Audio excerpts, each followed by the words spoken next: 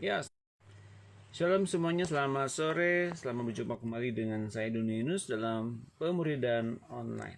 Pada sore hari ini, kita akan membahas tentang buku seri iman. Dan kita akan bahas bagaimana ternyata dalam iman itu, seperti yang kita bahas kemarin, adalah dalam diri kita masih ada iman yang lama, iman dari manusia yang lama dan hati yang lama. Dan bagaimana penghalang-penghalang kita hidup di dalam pimpinan Roh Kudus, hidup dalam mujizat Allah, hidup dalam penyertaan Allah yang dahsyat. Itu penghalangnya adalah dari diri kita sendiri, bukan dari setan, bukan dari apa, tapi kita mempunyai ketidakmampuan untuk percaya kepada imannya anak Allah.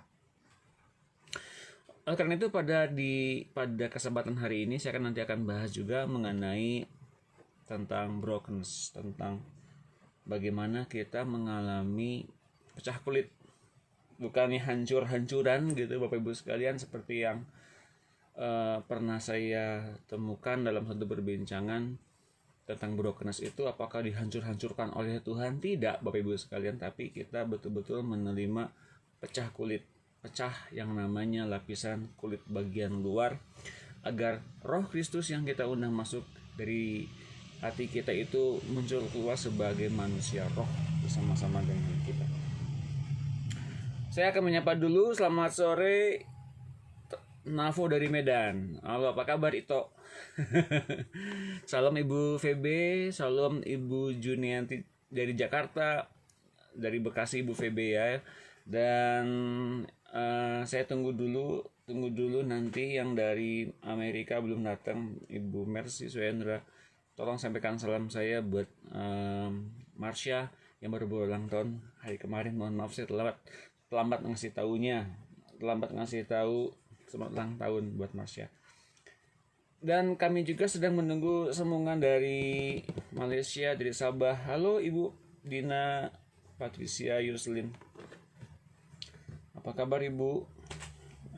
Ya, kita akan segera masuk ke dalam pembahasan tentang iman ini. Ini juga perkara soal manusia roh, sama dengan di minggu yang kemarin. Ini pun adalah satu modul yang sangat penting untuk kita hidup di dalam penyertaan Tuhan. Oh, Bekasi cerah. Wow, di sini sangat deras hujan. Puji Tuhan. Ya, kita akan bahas buku tentang iman ini. Saya harapkan Bapak Ibu sekalian, kalau ada yang bertanya, ada yang perlu jawaban lebih dalam, pendalaman lebih dalam, silahkan hubungi saya dengan bertanya. Di acara ini akan saya jawab sejelas-jelasnya. Sambil menunggu, saya akan membagikan acara ini dan mengundang Bapak Ibu sekalian untuk masuk.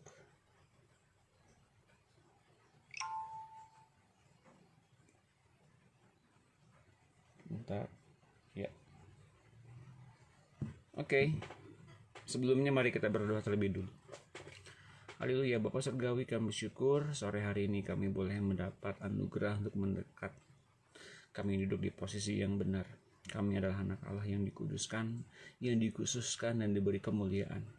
Kami dibedakan dari setiap manusia manapun di muka bumi ini, dan bukan kami sendiri menganggapnya itu istimewa, tapi Engkau sendiri menghormati kami. Karena kami punya roh anak-Mu yang memenangkan segala sesuatu yang ada di muka bumi ini. Maka Bapak silakan bercerita sepanjang pertemuan ini apa saja yang sudah kami dapatkan bersama-sama dengan Tuhan Yesus. Tumbuhkanlah itu dalam akal budi kami hingga kami mudah percaya kepadamu, dan apa yang telah kami terima daripadamu itu kami menghidupkannya di dunia materi ini.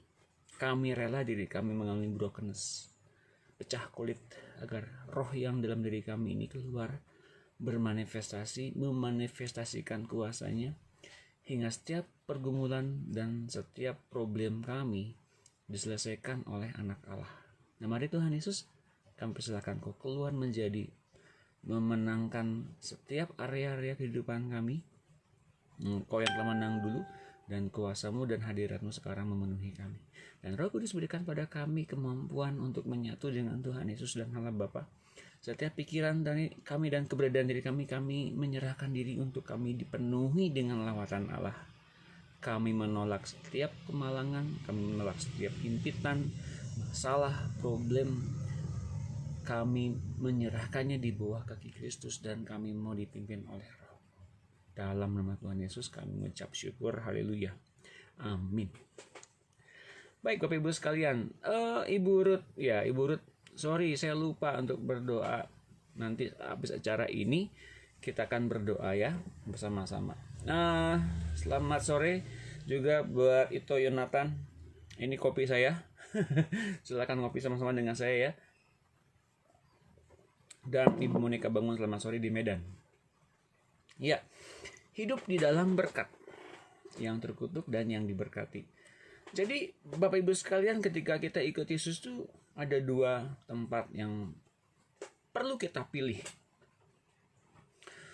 Hidup di daerah berkat atau hidup di daerah kutuk. Dan pasti semua orang akan bilang hidup di dalam berkat, Pak. Benar, pilihan yang bijaksana. Jadi gagasannya bukan meminta berkat dari sorga agar berkat turun seperti kita membayangkan Tuhan seperti memberikan merica gitu. Oh ya berkat turun gitu, enggak. Tapi kita sudah menerimanya bersama-sama dengan Tuhan Yesus. Hanya sekali saya katakan bahwa itu bergantung dari posisi kita di hadapan Allah sebagai peminta atau sebagai pewaris berkat.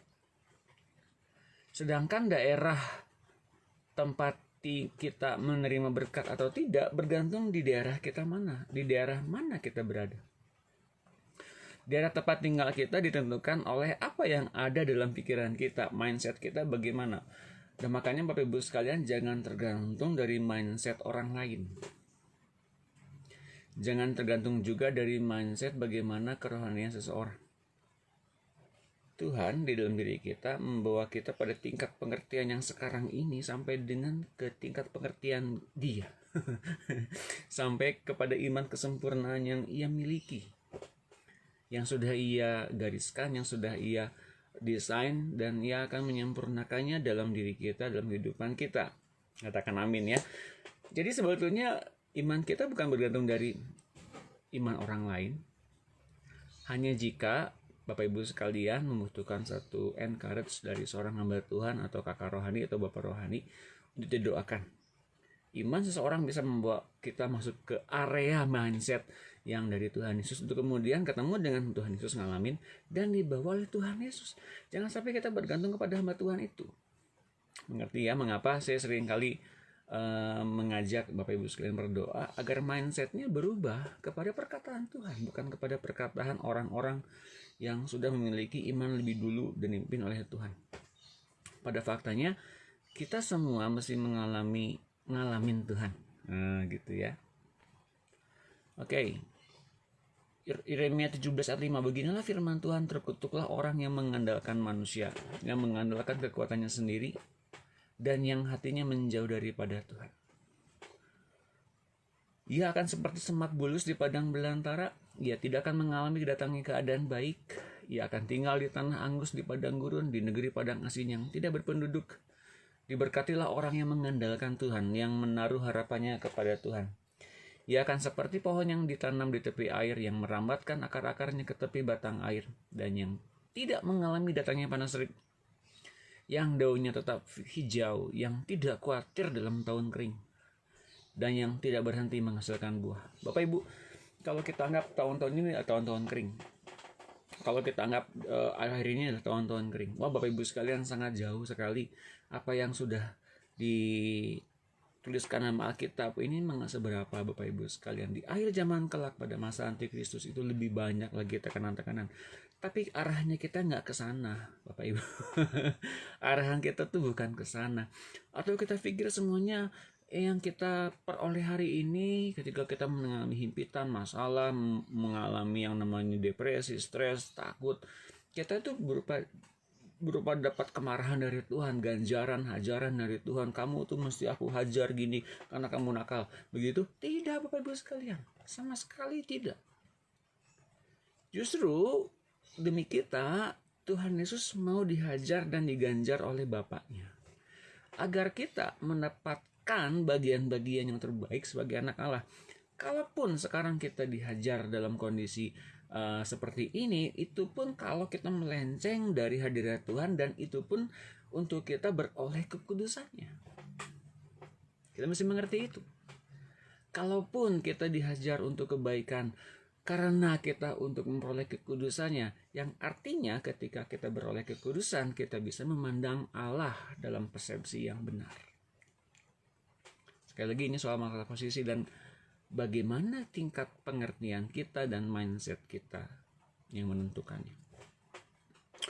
Jadi Allah memberi status baru kepada orang percaya, bukan pendosa lagi. Bukan status orang berdosa, bukan status manusia terkutuk, manusia yang menjauh, tapi manusia yang disebut sebagai anak Allah. Cara berpikirnya ya harus ditinggalkan. Cara hidup duniawinya juga ya harus ditinggalkan, Bapak Ibu sekalian. Kita tidak bisa menjadi orang yang bermuka dua atau berhati dua gitu ya, terus menerus. Someday, suatu saat kita akan ngalamin hidup anak Allah yang berlimpah-limpah itu. Posisinya harusnya udah benar, Bapak Ibu sekalian.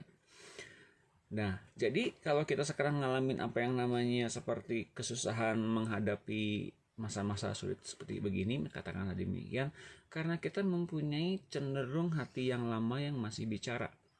Pikiran-pikiran ketakutan kita masih beroperasi terlalu banyak. Itu berasal dari mana? Dari posisi yang sekarang sudah kita terima sebagai anak Allah, tapi hati yang lamanya masih bicara. Masih kita perkenankan soal kekhawatiran itu terlalu berkecamuk di dalam hati kita. Saya senangkan Bapak Ibu sekalian, demi mendapatkan kehidupan yang sesungguhnya, coba saya anjurkan mengurangi berita-berita di WA group, berita-berita di televisi tentang corona dan sebagainya. Mulai kita menghadapi saat teduh bersama-sama dengan Tuhan lebih sering lagi. Menerima saat-saat teduh bukan suatu hal yang menyiksa Bapak Ibu sekalian, bukan kita mesti tahan beberapa jam untuk kita menyembah Tuhan, tidak. Pada faktanya ketika saat teduh itu kita mendapatkan kerinduannya Allah, mendapatkan ceritanya Allah, mendapatkan rahasia-rahasia isi hatinya Allah. Efesus 2 ayat 6, dan di dalam Kristus Yesus Ia telah membangkitkan kita juga dan memberikan tempat bersama-sama dengan Dia di sorga. Kita tuh orang sorga, Bapak Ibu sekalian. Kita tuh sedang berziarah, sedang mendatangi bumi sebagai pendatang dan perantau. Dengan kekhawatiran kita yang sekarang terjadi, kita sedang menjadikan definisi kita menjadi penduduk dunia lagi. Ya, serahkan kekhawatiran kita kepada Tuhan. Dia akan memberikan pada kita kelepasan. Ya, nanti kita akan berdoa sama-sama. Ya. Dalam kitab Perjanjian Baru, ini perhatikan nih, tak pernah Tuhan Yesus mengajarkan murid-muridnya untuk meminta berkat. Dalam Perjanjian Baru, Tuhan Yesus tidak pernah mengajarkan murid-muridnya untuk meminta berkat. Sebaliknya kita disuruh memberi berkat atau memberkati orang lain. Itu panggilan dari Tuhan Yesus. Tuhan ngajarinya gitu. Karena segala berkat sorgawi telah dikaruniakan kepada orang-orang Perjanjian Baru. Satu-satunya ayat yang ngomong soal mintalah berkat hanyalah terdapat di dalam Lukas 6 ayat 28. Ini adalah kesalahan terjemahan saja sebetulnya, bandingkan dengan versi bahasa Inggrisnya atau terjemahan edisi milenium dalam bahasa Indonesia. Telah berubah menjadi berkatilah. Nih, Lukas 6 ayat 28, TB2-nya. Mintalah berkat bagi orang yang mengutuk kamu, berdoalah bagi orang yang mencaci kamu. Itu TB1 yang sering kita baca tuh TB1. Yang TB2-nya, berkatilah orang yang mengutuk kamu, berdoalah bagi orang yang berbuat jahat terhadap kamu. Berkati, bukan mintalah berkat. Ya.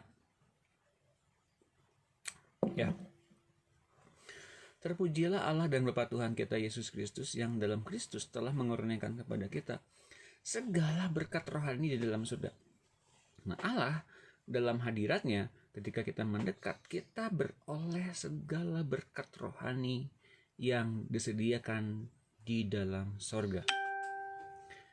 Persoalannya bagaimana mengaplikasikannya atau menjadikannya di dunia materi. Ini nanti ada pelajarannya secara khusus. Tapi saya mau kasih tahu bahwa dengan mindset yang tepat, dengan tuntunan Tuhan yang setiap hari yang kita dapati, kita akhirnya bisa memanifestasikan bukan saja kuasa, bukan saja mujizat, tapi setiap berkat-berkat rohani itu kita bisa menikmati juga dalam wujud jasmania. Katakan amin.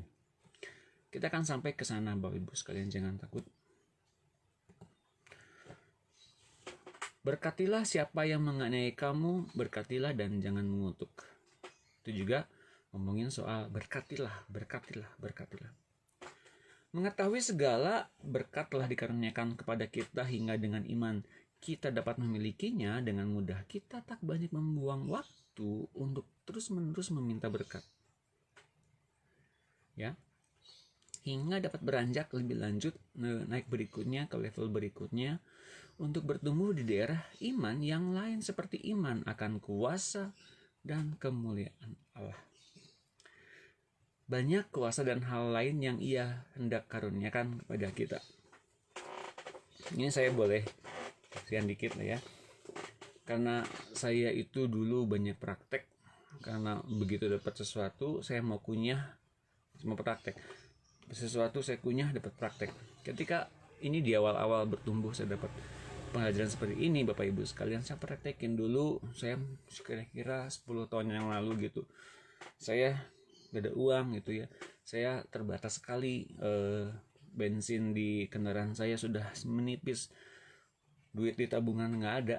Nah saya berdoa gini, dalam nama Tuhan Yesus aku berkati tangki ini yang isinya bensin ini ketika masuk ke mesin, aku ubah setiap kali aku menggas klep-klep mesin-mesin ini. Lalu kemudian ketika masuk ke klep dan sebagainya, aku ganti berkali-kali lipat, 20 kali lipat. Setiap bensin yang keluar 20 kali lipat bensinnya masuk ke dalam tangki ini dalam nama Tuhan Yesus. Saya nggak tahu, saya bukan orang mesin, pokoknya saya ngomongnya gitu aja. Dan itu 2 minggu setelah si jerumnya minimal sekali mentok sampai di angka yang minimal bahkan negatif, sampai dengan akhir bulan itu bensin nggak pernah habis Bapak Ibu sekalian. Padahal saya pakai kemana-mana, saya pakai bekerja, saya pakai kemana-mana di Bandung ini, saya pergi kemana, saya pakai motor itu. Tapi ternyata Bapak Ibu sekalian, sampai dengan akhir bulan itu jarum tetap minimal di belakang, di paling belakang. Bahkan udah mentok. Tapi bensin nggak pernah habis Bapak Ibu sekalian sampai dengan akhir bulan. Dan ketika saya dapat gaji, ketika saya ingin doain lagi Bapak Ibu sekalian, apa yang terjadi? Saya doakan lagi begitu. Ternyata ada dorongan di hati saya, sudah cukup. Bukankah kamu sudah gajian? Ayo beli bensin. Bapak Ibu sekalian, saya mengerti sekarang. Jadi kalau penggunaan kuasa, otoritas, penggunaan apapun itu berupa kuasa-kuasa mujizat pun diperuntukkan dan dipimpin oleh Roh Kudus juga. Jangan sampai kita menjadi orang yang serampangan dan ceroboh juga Bapak Ibu sekalian. Jadi ya sudah, saya langsung beli bensin aja pakai duit saya. Jadi apa yang pernah kita terima begitu saja kita bisa praktekin dan terjadi di alam materi. Asal posisi kita benar menjadi anak Allah, itu dipimpin oleh Roh Kudus untuk melakukan ini dan itu. Dan ketika kita bilang apakah boleh praktek Roh Kudus? Boleh, silakan praktek. Toh bukan kepada orang lain, tapi kepada diri kita sendiri dulu. Apalagi kepada orang lain kita mesti tanya dulu, ya. Matius 28 ayat 18. Yesus mendekati mereka dan berkata, kepadaku telah diberikan segala kuasa di sorga dan di bumi. Karena itu pergilah, jadikanlah sama bangsa muridku, dan baptislah mereka dalam nama Bapa dan Anak dan Roh Kudus. Dan ajarlah mereka melakukan segala sesuatu yang telah kuperintahkan kepadamu, dan ketahuilah aku menyertai kamu senantiasa sampai kepada akhir zaman. Jadi Yesus oleh Bapaknya diberikan segala kuasa di surga dan di bumi. Itu wilayahnya Tuhan Yesus. Wilayahnya Tuhan Yesus. Tidak ada satupun wilayah di luar Dia sebetulnya. Kerajaan dunia pun sebetulnya adalah milik Dia juga.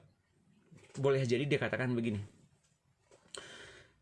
dunia dan segala isinya yang membenci Allah itu sekarang diperalat oleh Tuhan untuk menguduskan setiap manusia untuk mendekat kepada Allah. Dunia tuh bikinannya siapa? Kuasa-kuasa si jahat sih. Tetapi itu dipergunakan oleh Tuhan untuk mendidik manusia hingga keluar jadi pemenang bersama-sama dengan Tuhan yang pernah hidup di dunia. Amin. Jadi kita mesti menjadi orang yang lebih dari pemenang bersama-sama dengan Tuhan kan? Mengapa lebih dari pemenang? Karena Tuhan sudah menang duluan gitu loh. Kalau Tuhan sudah menang duluan, kita tinggal ngikutin jejaknya. Jadi mengapa kita mengatakan kita itu lebih dari pemenang? Karena Tuhan Yesus, karena kita tinggal ngikutin pattern kemenangan Tuhan yang ada di hidup kita di dunia ini. Katakan amin. Kita lebih dari pemenang ya. Matius 16 ayat 19, kepadamu akan kuberikan kunci kerajaan surga.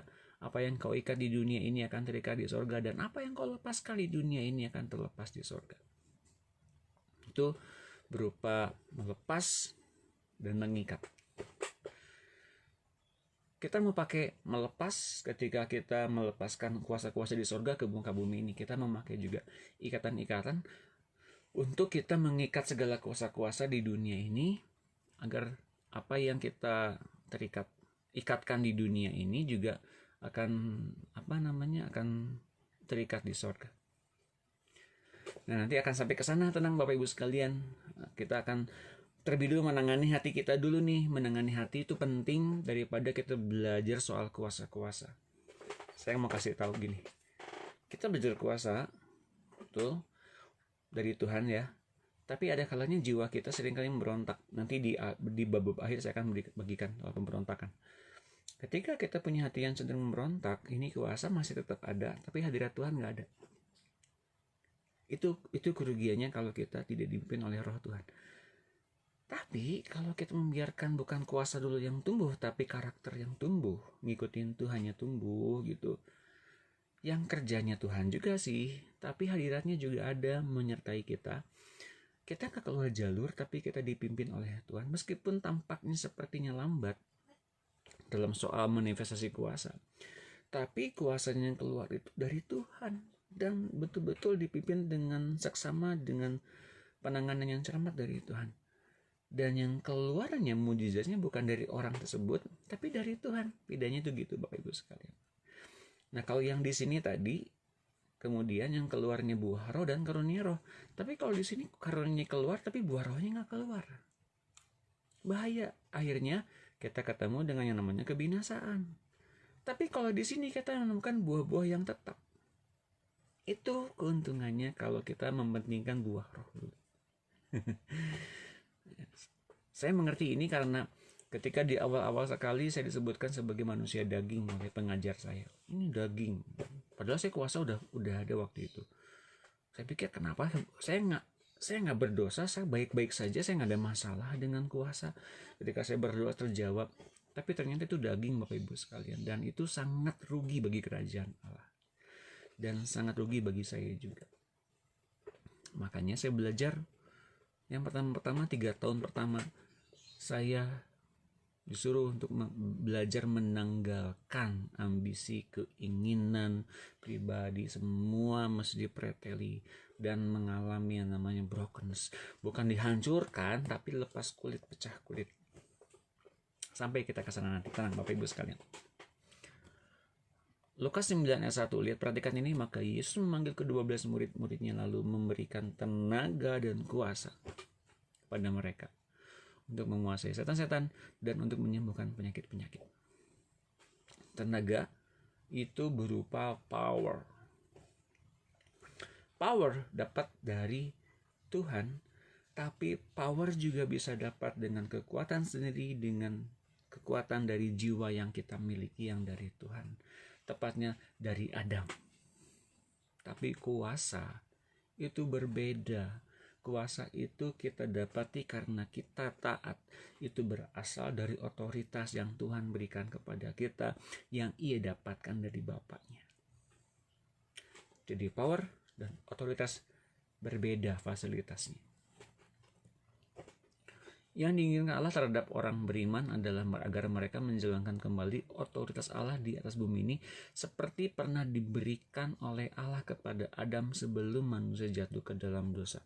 Itu dilakukannya dengan menyatukan kita dengan roh Tuhan Yesus yang benihnya telah ditanam di dalam kita ketika kita mengundang Dia dengan iman masuk ke dalam hati kita. Roma 5 ayat 1 sampai Roma 5 ayat 17. Sebab jika oleh dosa satu orang maut telah berkuasa oleh satu orang itu. Oleh karena satu orang, itu Adam, yang berdosa, dosa Adam ya, maut telah berkuasa oleh satu orang itu. Jadi kalau kita sekarang takut mati, takut mengalami kekhawatiran, takut mengalami kekurangan, takut mengalami yang namanya corona di antaranya, Bapak Ibu sekalian, itu adalah maut yang mencengkram kita, maut yang sama yang telah mencengkram Adam, dan maut yang sama yang berkuasa oleh karena kita masih jadi manusia. Kita jangan jadi manusia lagi. Mana yang membuat kita harusnya jadi bukan manusia lagi? Maka lebih benar lagi mereka yang telah menerima kelimpahan kasih karunia dan anugerah kebenaran akan hidup dan berkuasa oleh karena satu orang itu, yaitu Yesus Kristus. Mana yang ingin kita dapatkan? Anugerah, kasih karunia, atau kita menerima yang namanya kekhawatiran? Yang pertama dong Pak. Ya kalau kita mau dapat anugerah dan kasih karunia, ikuti Tuhan, caranya Tuhan. Ngikuti caranya Tuhan bukan berarti hal yang sulit. Ingat, ngikuti caranya Tuhan bukan hal yang sulit. Yang membuatnya sulit adalah karena pola pikir kita di tempat di mana kita ingin sebetulnya itulah yang kita sulit. Di lain pihak kita inginnya dapat kasih karunia, dapat kebaikan Tuhan dan Tuhan izinkan terjadi. Tapi dengan caranya Dia kita mesti ngikutin, dengan cara manusia lama kita nggak akan bisa, Bapak Ibu sekalian. Jadi pastikan dulu posisi kita masih benar dulu ya. Itu adalah hadiah pemberian dari Tuhan. Ia sangat ingin memberikan kepada kita berlebih-lebih kasih karunia dan anugerah. Wahyu 5 ayat 10, dan Engkau telah membuat mereka menjadi satu kerajaan dan menjadi imam-imam bagi Allah kita, dan mereka akan memerintah sebagai raja di bumi. Someday Bapak Ibu sekalian, Bapak dan Ibu sekalian akan mengalami pengangkatan, saya doakan demikian, dan someday pula dengan kepastian yang penuh karena Alkitab sudah membilang demikian, kita pun akan diberikan satu kesempatan untuk memerintah sebagai raja di bumi di saat kerajaan 1000 tahun pemerintahan Tuhan Yesus setelah masa pengangkatan dan Armageddon selesai. Untuk apa tuh Pak masa 1000 tahun? Bukankah itu semuanya sia-sia Pak? Kita udah terangkat ke surga. Iya udah terangkat ke surga, tapi diberikan kesempatan untuk mengelola bumi bersama-sama dengan Kristus sebagai penguasa. Apa yang sekarang kita praktekkan di muka bumi ini, kelak dipraktekkan juga di bumi yang sama setelah kita diangkat dalam kemuliaan. Makanya Bapak Ibu sekalian perlunya sekolah. Dan sekolah online pada saat ini sebetulnya sudah dipraktikkan sama Tuhan. Sekolah online dari surga. Kita berpikir alangkah nyamannya kalau sekolah langsung gitu ya di kelas, nerima ada guru begitu. Sebetulnya enak sekolah online loh. Sekolah online itu dengan tingkat kehausan yang bahkan lebih lagi, kita menjadi pemancar kerajaan surga di muka bumi ini oleh kasih Tuhan yang berlimpah-limpah itu. Mengapa? Kita belajar soal memancarkan, kita belajar soal memanifestasikan, bukan dengan ketakutan. Kalau orang ngedep begini misalnya, mungkin ada orang yang segan. Kalau orang datang misalnya dengan penuh ketakutan, malas ke sekolah-sekolah karena ada satu beban. Bapak Ibu sekalian, kalau kita belajar soal beban, kita bukan lagi menjadi orang yang dibebaskan dari setiap permasalahan, tapi kita justru menambah beban-beban yang ada dengan beban-beban yang lain. Nah Bapak Ibu, kalau kita belajar soal yang namanya kepercayaan, Kita mungkin hari ini nggak percaya dan mungkin hari ini belum tahu bakal adanya satu keputusan corona udah hilang gitu. Makin hari kalau kita dengar makin parah. Bapak Ibu sekalian, nangkep nggak sekarang sedang diajarin oleh apa? Diajarin soal yang namanya pengharapan. Dunia tuh butuh pengharapan. Kalau bukan orang Kristen yang berikan kepada dunia pengharapan, siapa lagi? Maka berikanlah kepada dunia apa yang diperlukan oleh dunia, yaitu pengharapan. Sore hari ini dan sebelum-sebelumnya di acara ini, saya senantiasa berikan kepada kita pengharapan demi pengharapan agar kita di-encourage, diberanikan untuk mendekat kepada Tuhan, karena Ia memang mau, Bapak Ibu sekalian. Ia mau memberikan kepada kita kasih karunia-Nya, pemberian dan pemberiannya. Jangan segan dan jangan takut dan jangan khawatir. Tuduhan-tuduhan itu mesti dibuang semuanya. Amin. Mempercayai Tuhan Yesus sebagai anak Allah tidaklah cukup untuk menyelamatkan seseorang, tapi harus diikuti dengan tindakan iman. Iman sendiri harus datang dari rema, yakni suara Tuhan yang kita dengar, atau suara Roh Kudus, atau suara Allah Bapa dalam hati kita. Apa yang Dia suruh lakukan dengan taat. Jadi bukan percaya saja yang bisa menyelamatkan, tapi ketaatanlah yang menjadi peran penting dalam memperoleh setiap yang diberikan janji-janji yang dari Allah. Kemarin saya bagikan di hari terakhir, pada saat-saat akhir Tuhan hendak menggenapkan janjinya, tapi ketika orangnya lalai dan ceroboh, janjinya nggak tergenapi.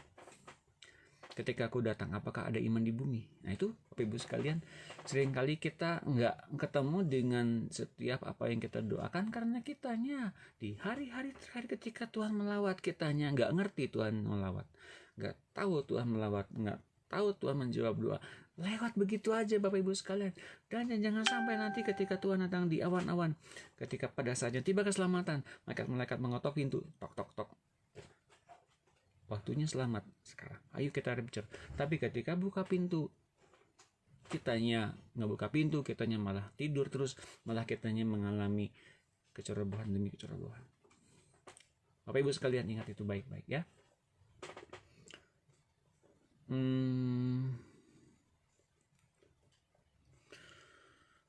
Yakobus 2 ayat 20. Hai manusia yang bebal, maukah engkau mengakui sekarang bahwa iman tanpa perbuatan adalah iman yang kosong? Mau nggak kita ngaku kalau iman tanpa perbuatan adalah iman yang kosong? Kadang-kadang kita menjadi orang yang kalau ditegur oleh Alkitab tuh menjadi orang yang defensif. Saya emang udah baik, saya emang nggak pernah begitu, saya emang begitu. Bapak Ibu sekalian, ketika kita ditegur oleh firman Tuhan, siapapun dia, kita mau relakan diri dibentuk oleh Roh Kudus. Karena ketika kita dapat firman, dapat rema, yang meskipun itu melukai hati kita sekalipun, membuat kita gitu ya, gemes dan luka gitu ya, tapi ternyata itu yang luka itu adalah sikap nyaman kita, sikap aman kita sebagai manusia yang penuh dengan harga diri, martabat, kehormatan. Ketika kehormatan kita terluka, kalau kehormatan kita diganggu, kita menjadi orang yang menjadi orang yang tidak diberikan keadilan. Nah, saya mau ngasih tahu Bapak Ibu sekalian, ketika kita masih mengalami itu, waspada. Itu manusia lama yang masih bicara. Hati lama yang masih ingin menerima keegoisannya. Tahu nggak keegoisan itu asal dari mana? Dari saya. Yakobus, kitab yang sangat terang-terangan memberikan kepada kita pengertian dan pengajaran yang keras, makanan keras di kitab Yakobus dan kitab Yudas. Mengapa? Terang-terangan. Kalau Yakobus bilangnya terang-terangan,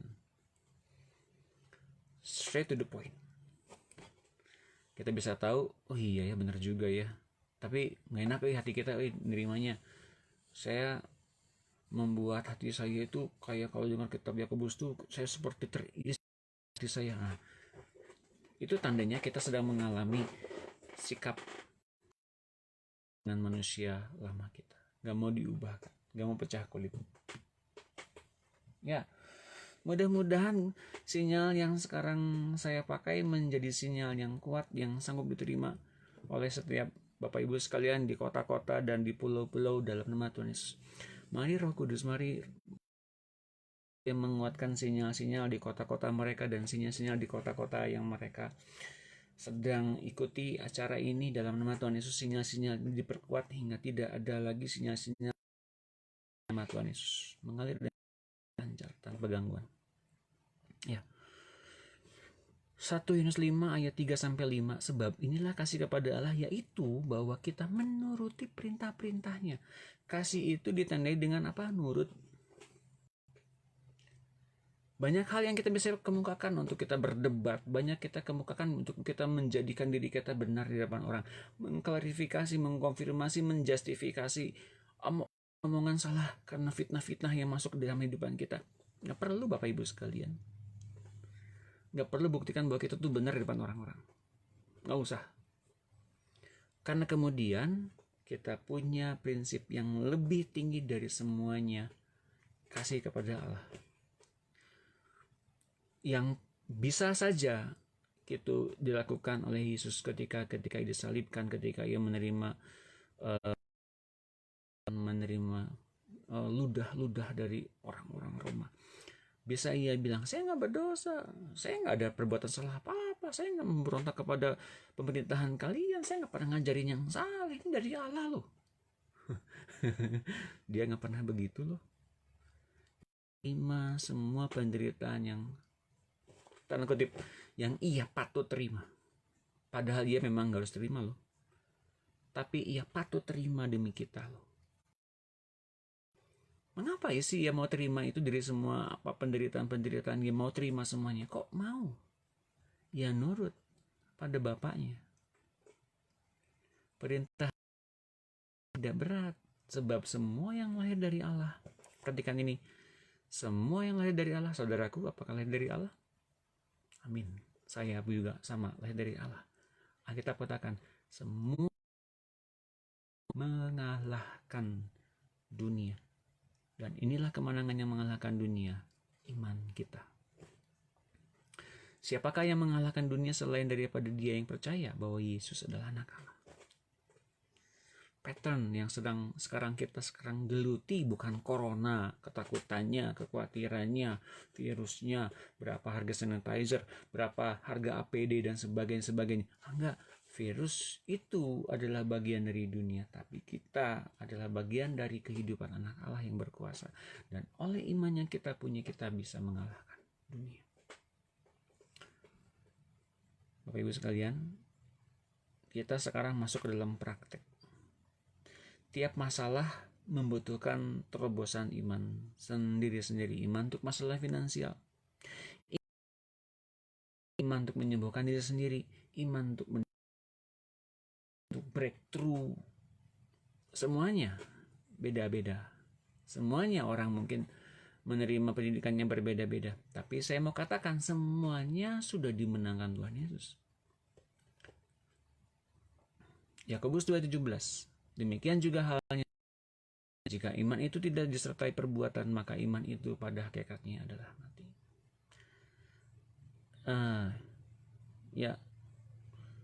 Pada hakikatnya bila iman tanpa perbuatan, iman itu hakikatnya mati. Jadi iman perlu namanya praktek. Bapak Ibu sekalian, saya mau katakan praktek itu gimana sih cara praktekinnya? Saudaraku, asal untuk diri kita sendiri ngerasa dipimpin oleh Tuhan dan kita perlu adanya satu hubungan yang dekat dengan Roh Kudus ya. Roh Kudus silakan. Aku boleh praktek ini nggak? Boleh nggak praktek?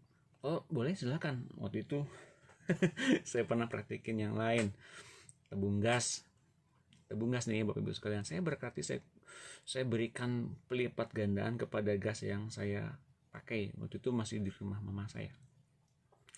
Saya tumpangin tangan ke gas di dapur mama saya. Aku berkati dalam nama Tuhan Yesus, gas yang sekarang ada dalam tabung ini aku berkati berlimpah-limpah ketika. Nah sekali lagi nih, saya belum tahu mekanisme soal teknis waktu itu. Berkati setiap gas yang keluar dari tabung ini dinyalakan, ganti lagi 20 kali lipat masuk ke dalam gas. balik lagi masuk ke dalam gas dalam nama Tuhan Yesus. Dan ini benar, sampai 3-4 bulan itu gas nggak habis-habis. Tapi Bapak Ibu sekalian tangkap ini ya, ketika saya mulai mempertanyakan, kok gasnya nggak habis-habis ya, masa sih nggak habis-habis, saya coba deh, pas saya ceklekin itu nggak keluar tuh apinya Bapak Ibu sekalian, gas habis. Tepat di bulan keempat kalau nggak salah itu habis. Ketika rasanya kita mulai goncang, ketika rasanya kita mulai khawatir, masanya mulai mempertanyakan, iya benar dari Tuhan, masa iya bisa sampai 4 bulan nggak bisa habis? Coba saya lihat buktikan, bener nggak? Kayaknya nggak mungkin deh, mungkin saya ngayal. Habis Bapak Ibu sekalian. Aduh rugi saya. Kalau gitu jangan punya kekhawatiran apapun, pokoknya percaya aja gitu Tuhan yang kerja. Terjadi pula pada Petrus. Bayangin ya, Yesus pula yang membawa murid-muridnya masuk ke dalam perahu. Yesus pula yang membawa mereka naik perahu hingga ke tengah danau. Yesus pula yang kemudian praktekin tentang yang namanya berjalan di atas air. Kemudian ada satu murid yang kemudian melihat Yesus. Datang kepada Tuhan Yesus, "Guru, aku mau mencapai engkau." Silakan. Ketika ia turun dari perahu, ia berjalan di atas permukaan air. Alkitab mencatat demikian. Ia berjalan seperti gurunya di atas air. Dan kemudian ketika dirasanya angin keras, maka jatuhlah ia ke dalam air.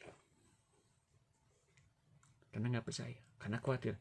Jangan-jangan ini ngayal, jangan-jangan mimpi nih. Mana mungkin saya bisa berjalan dalam air, di atas air. Mana mungkin saya bisa berjalan di atas air. Jangan-jangan saya celaka. Jebloslah ya.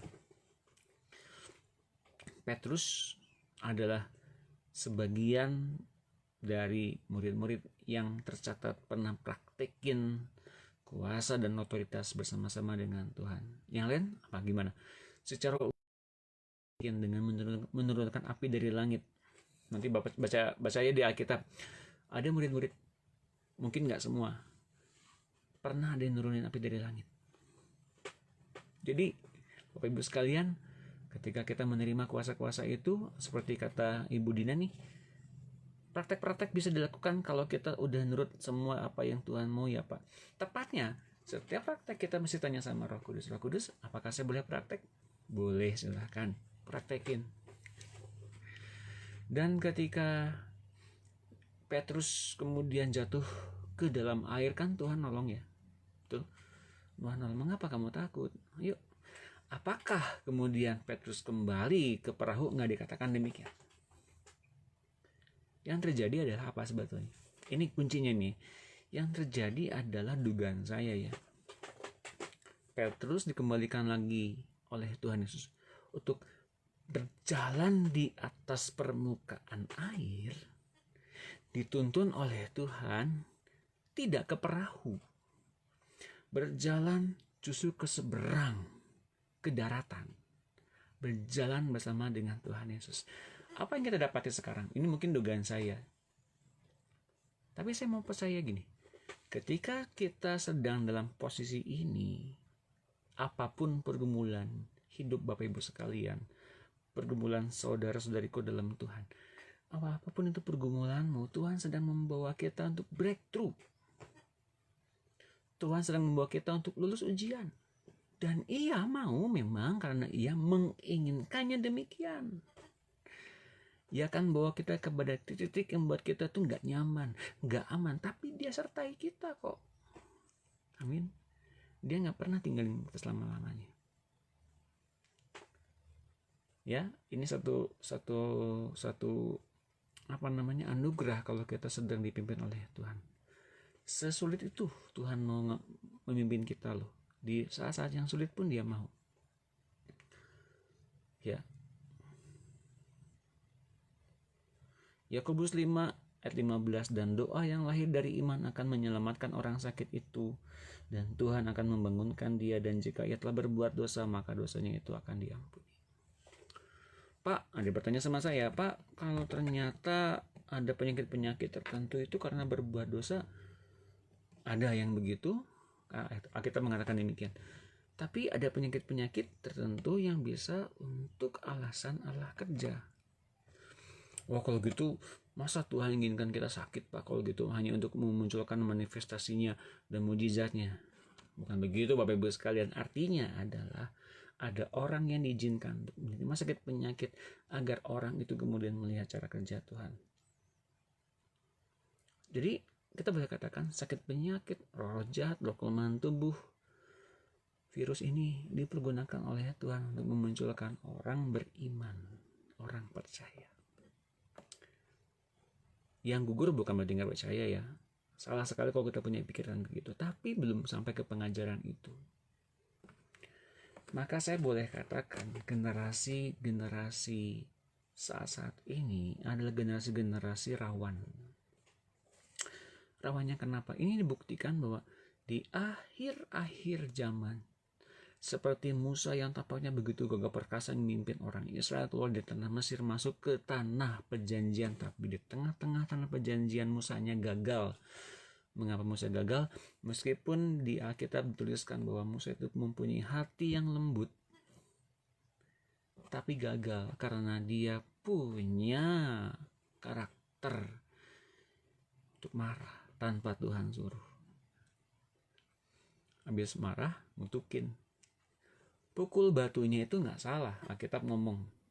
Pukul batunya nggak salah, tapi mengapa mesti ngomel-ngomel di depan Tuhan? Mengapa mesti marah-marah dan akhirnya mengutuki bangsa Israel?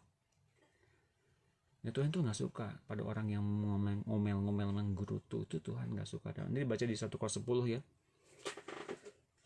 Menggerutu, ngomel-ngomel itu tandanya kita nggak terima keadaan diri kita sedang menerima yang baik, bahkan yang buruk dari Tuhan.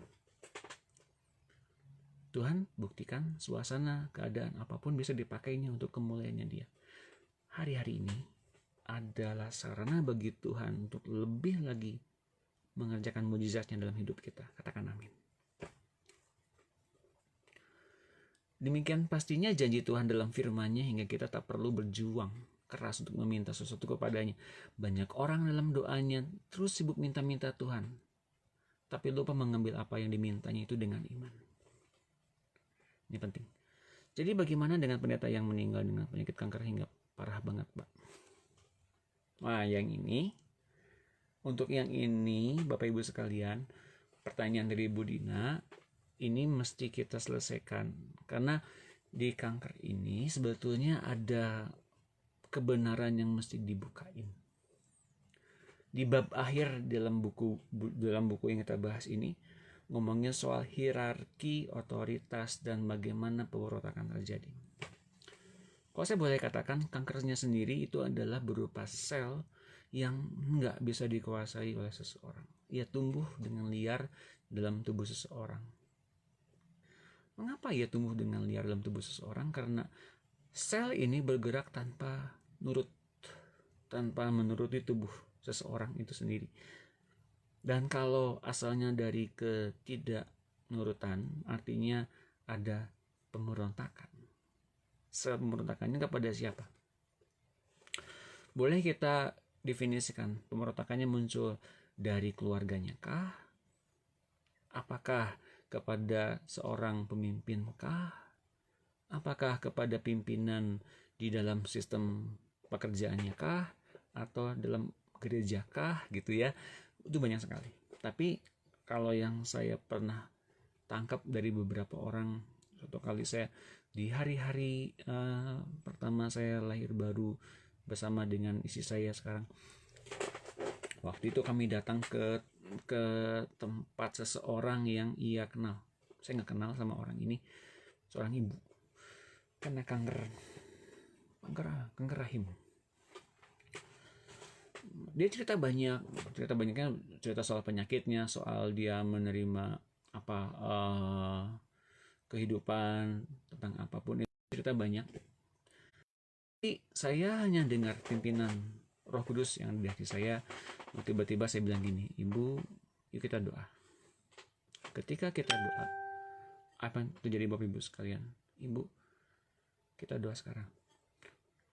Mari Tuhan Yesus, kau pimpin ibu ini, anakmu ini masuk ke dalam pertobatan. Mungkin ibunya kan ini orang Protestan ya. Dalam pertobatan, biarkan ibu ini, anakmu ini memperoleh kelepasan. Engkau berikan hati yang mengampuni atas kesalahan anaknya ini. Wah, langsung nangis Bapak Ibu sekalian. Wah, nangis langsung. Doanya selesai, bilang, Pak, betul itu kata Bapak. Saya ngerasa diperlakukan tidak enak. Hati saya masih gak terima oleh perlakuan anak saya itu. Oh Bapak Ibu sekalian, ternyata sakit hati itu sangat perlu dibereskan. Akhirnya sikap hati yang belum mau terima itu berontak dari dalam tubuhnya berupa sel kanker. Dan ini bisa berlaku pada siapapun, bukan seorang pendeta, bukan seorang hamba Tuhan, siapapun. Ketika kita tidak mau menerima benih ketaatan dari Tuhan, siapapun bisa kena. Ya, terjawab Ibu Dina, nanti saya akan bahas nanti di akhir-akhir. Matius 7 ayat 7, mintalah maka akan diberikan kepadamu, carilah maka kamu akan mendapat, ketoklah maka pintu akan dibukakan. Jikalau kamu tinggal dalam aku, 15 ayat 7, jikalau kamu tinggal dalam aku dan firmanku tinggal dalam kamu, mintalah apa saja yang kamu kehendaki dan kamu akan menerimanya. Dari 2 ayat ini, mintalah akan diberikan, carilah maka akan mendapat, ketoklah maka pintu akan dibukakan. Di dalam Lukas, kalau kita boleh lihat, ini masalah bagaimana ternyata Bapa berikan kepada kita Roh Kudus. Di dalam Lukas ayat yang sama itu ngomongin soal bagaimana kita punya Roh Kudus diberikan oleh Allah Bapa. Dan bagaimana kita bisa menerima apa yang kita minta, apa yang kita cari dapat, apa yang kita doakan tergenapi, hanya karena dipimpin oleh Roh Kudus.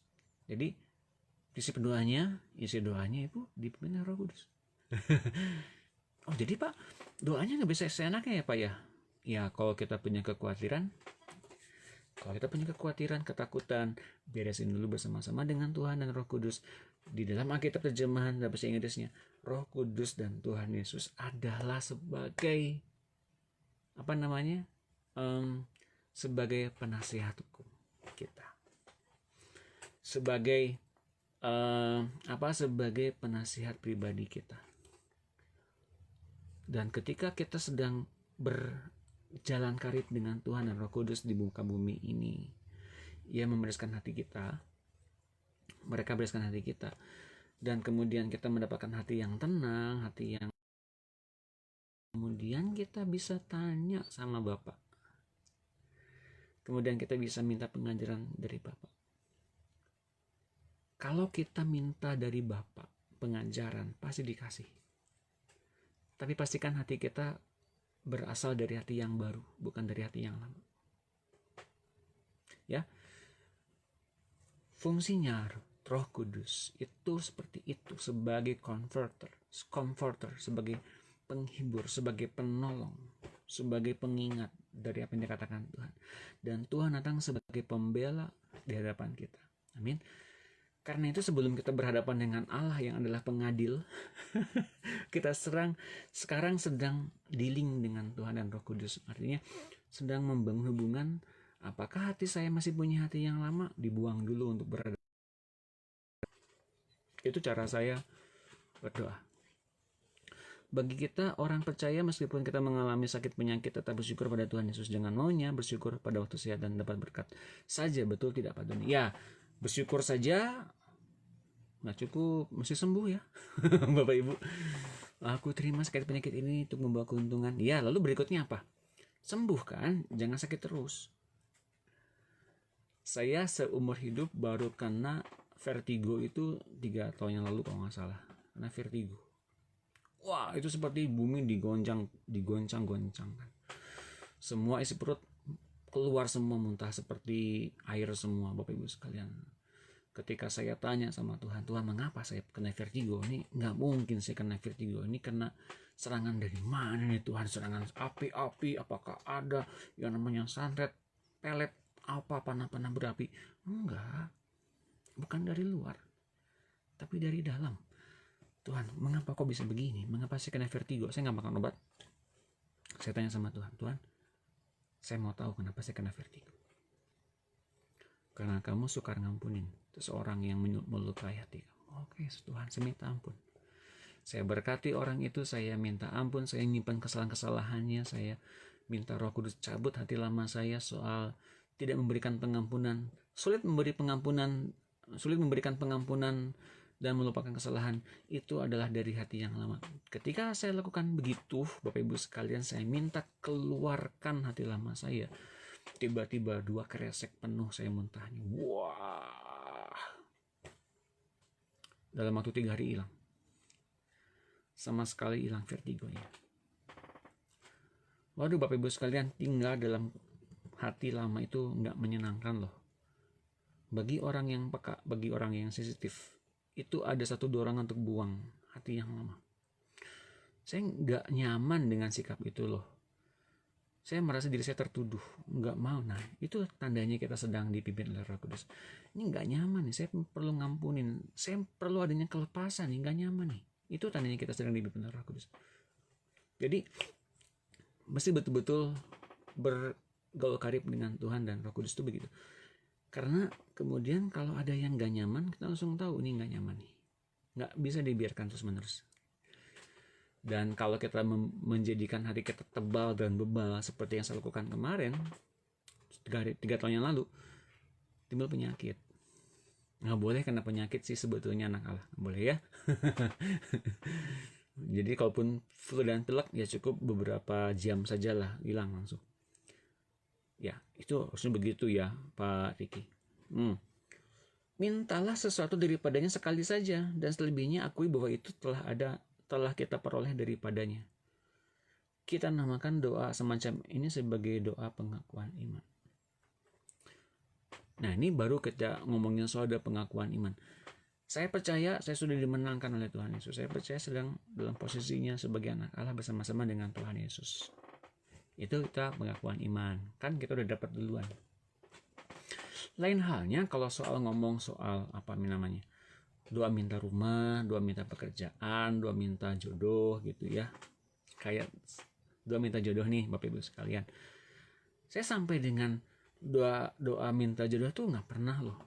Nggak pernah, karena saya minta waktu itu untuk ikut Tuhan, saya minta dibuang hati saya lama. Dibuang. Saya nggak pengen kalau ternyata soal jodoh-jodohan ini membuat hati saya tetap terbelenggu di dalam area sejarah yang lama.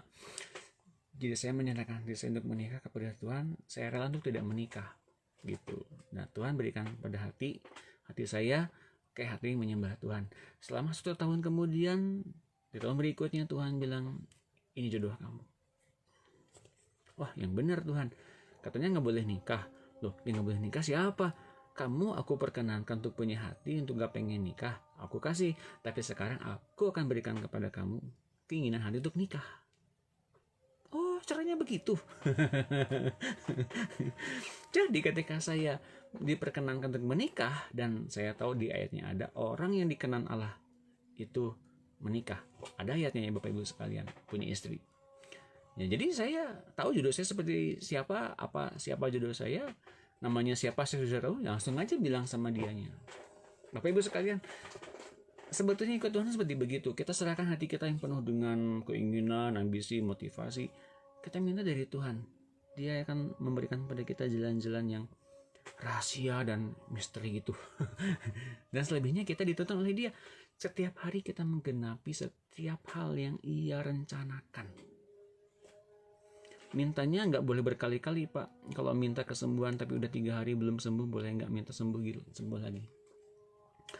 Minta kesembuhan boleh, tapi kita masih tahu dulu nih yang membuat sakit itu apanya gitu loh.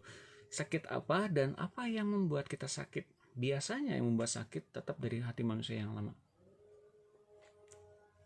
ya, hingga membuat sistem dalam tubuh kita itu menjadi sistem perlindungannya lemah karena hati lamanya masih aktif. Ngerti ya Bu Monica? Kalau kita sekarang mempunyai hati yang baru, Tuhan cover semuanya loh sebetulnya. Jadi ingat, sebelum kita masuk ke dalam sakit penyakit yang pertama, apakah kita mempunyai jadwal tidur yang teratur? Jadwal tidur yang teratur. Jam makan yang teratur. Yang ketiga ini opsional ya.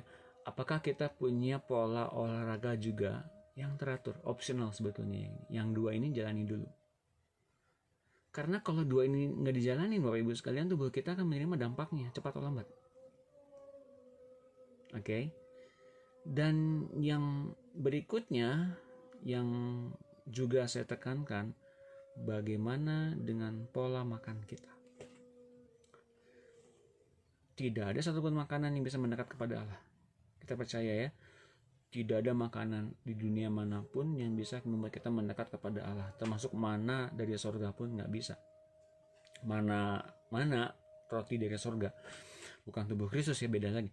Mana yang turun pada waktu Israel ada di padang gurun itu turun dari sorga kan. Dan itu nggak bisa mendekat kepada Allah. Tetap menjadi makanan jasmani.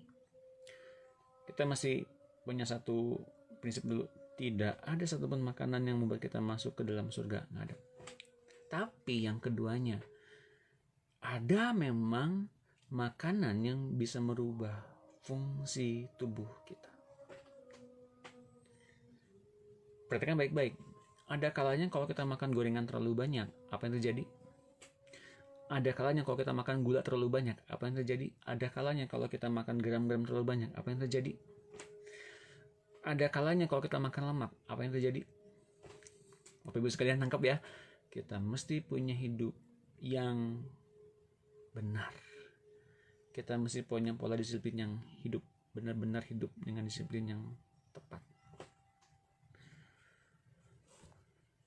Pak, sesimpel itu ya, apakah jam doanya? Oh, jam doa ngikutin hidup kita yang teratur loh. Dengan kita hidup teratur, jam doa pun sebetulnya nggak terlalu menjadi beban pikiran terlalu banyak. Kita udah teratur loh. Kita udah punya pengendalian diri, kita punya kesabaran, kita punya jam-jam yang teratur dan disiplin. Jam doanya apalagi bisa terbentuk dengan teratur juga. Dan sebetulnya saya boleh kasih tahu, diawali dengan pola hidup yang benar bersama-sama dengan Tuhan, dalam posisi yang tepat bersama-sama dengan Tuhan Yesus di tahtanya sebagai anak Allah. 24 jam penuh itu diawali dengan hidup yang seperti demikian.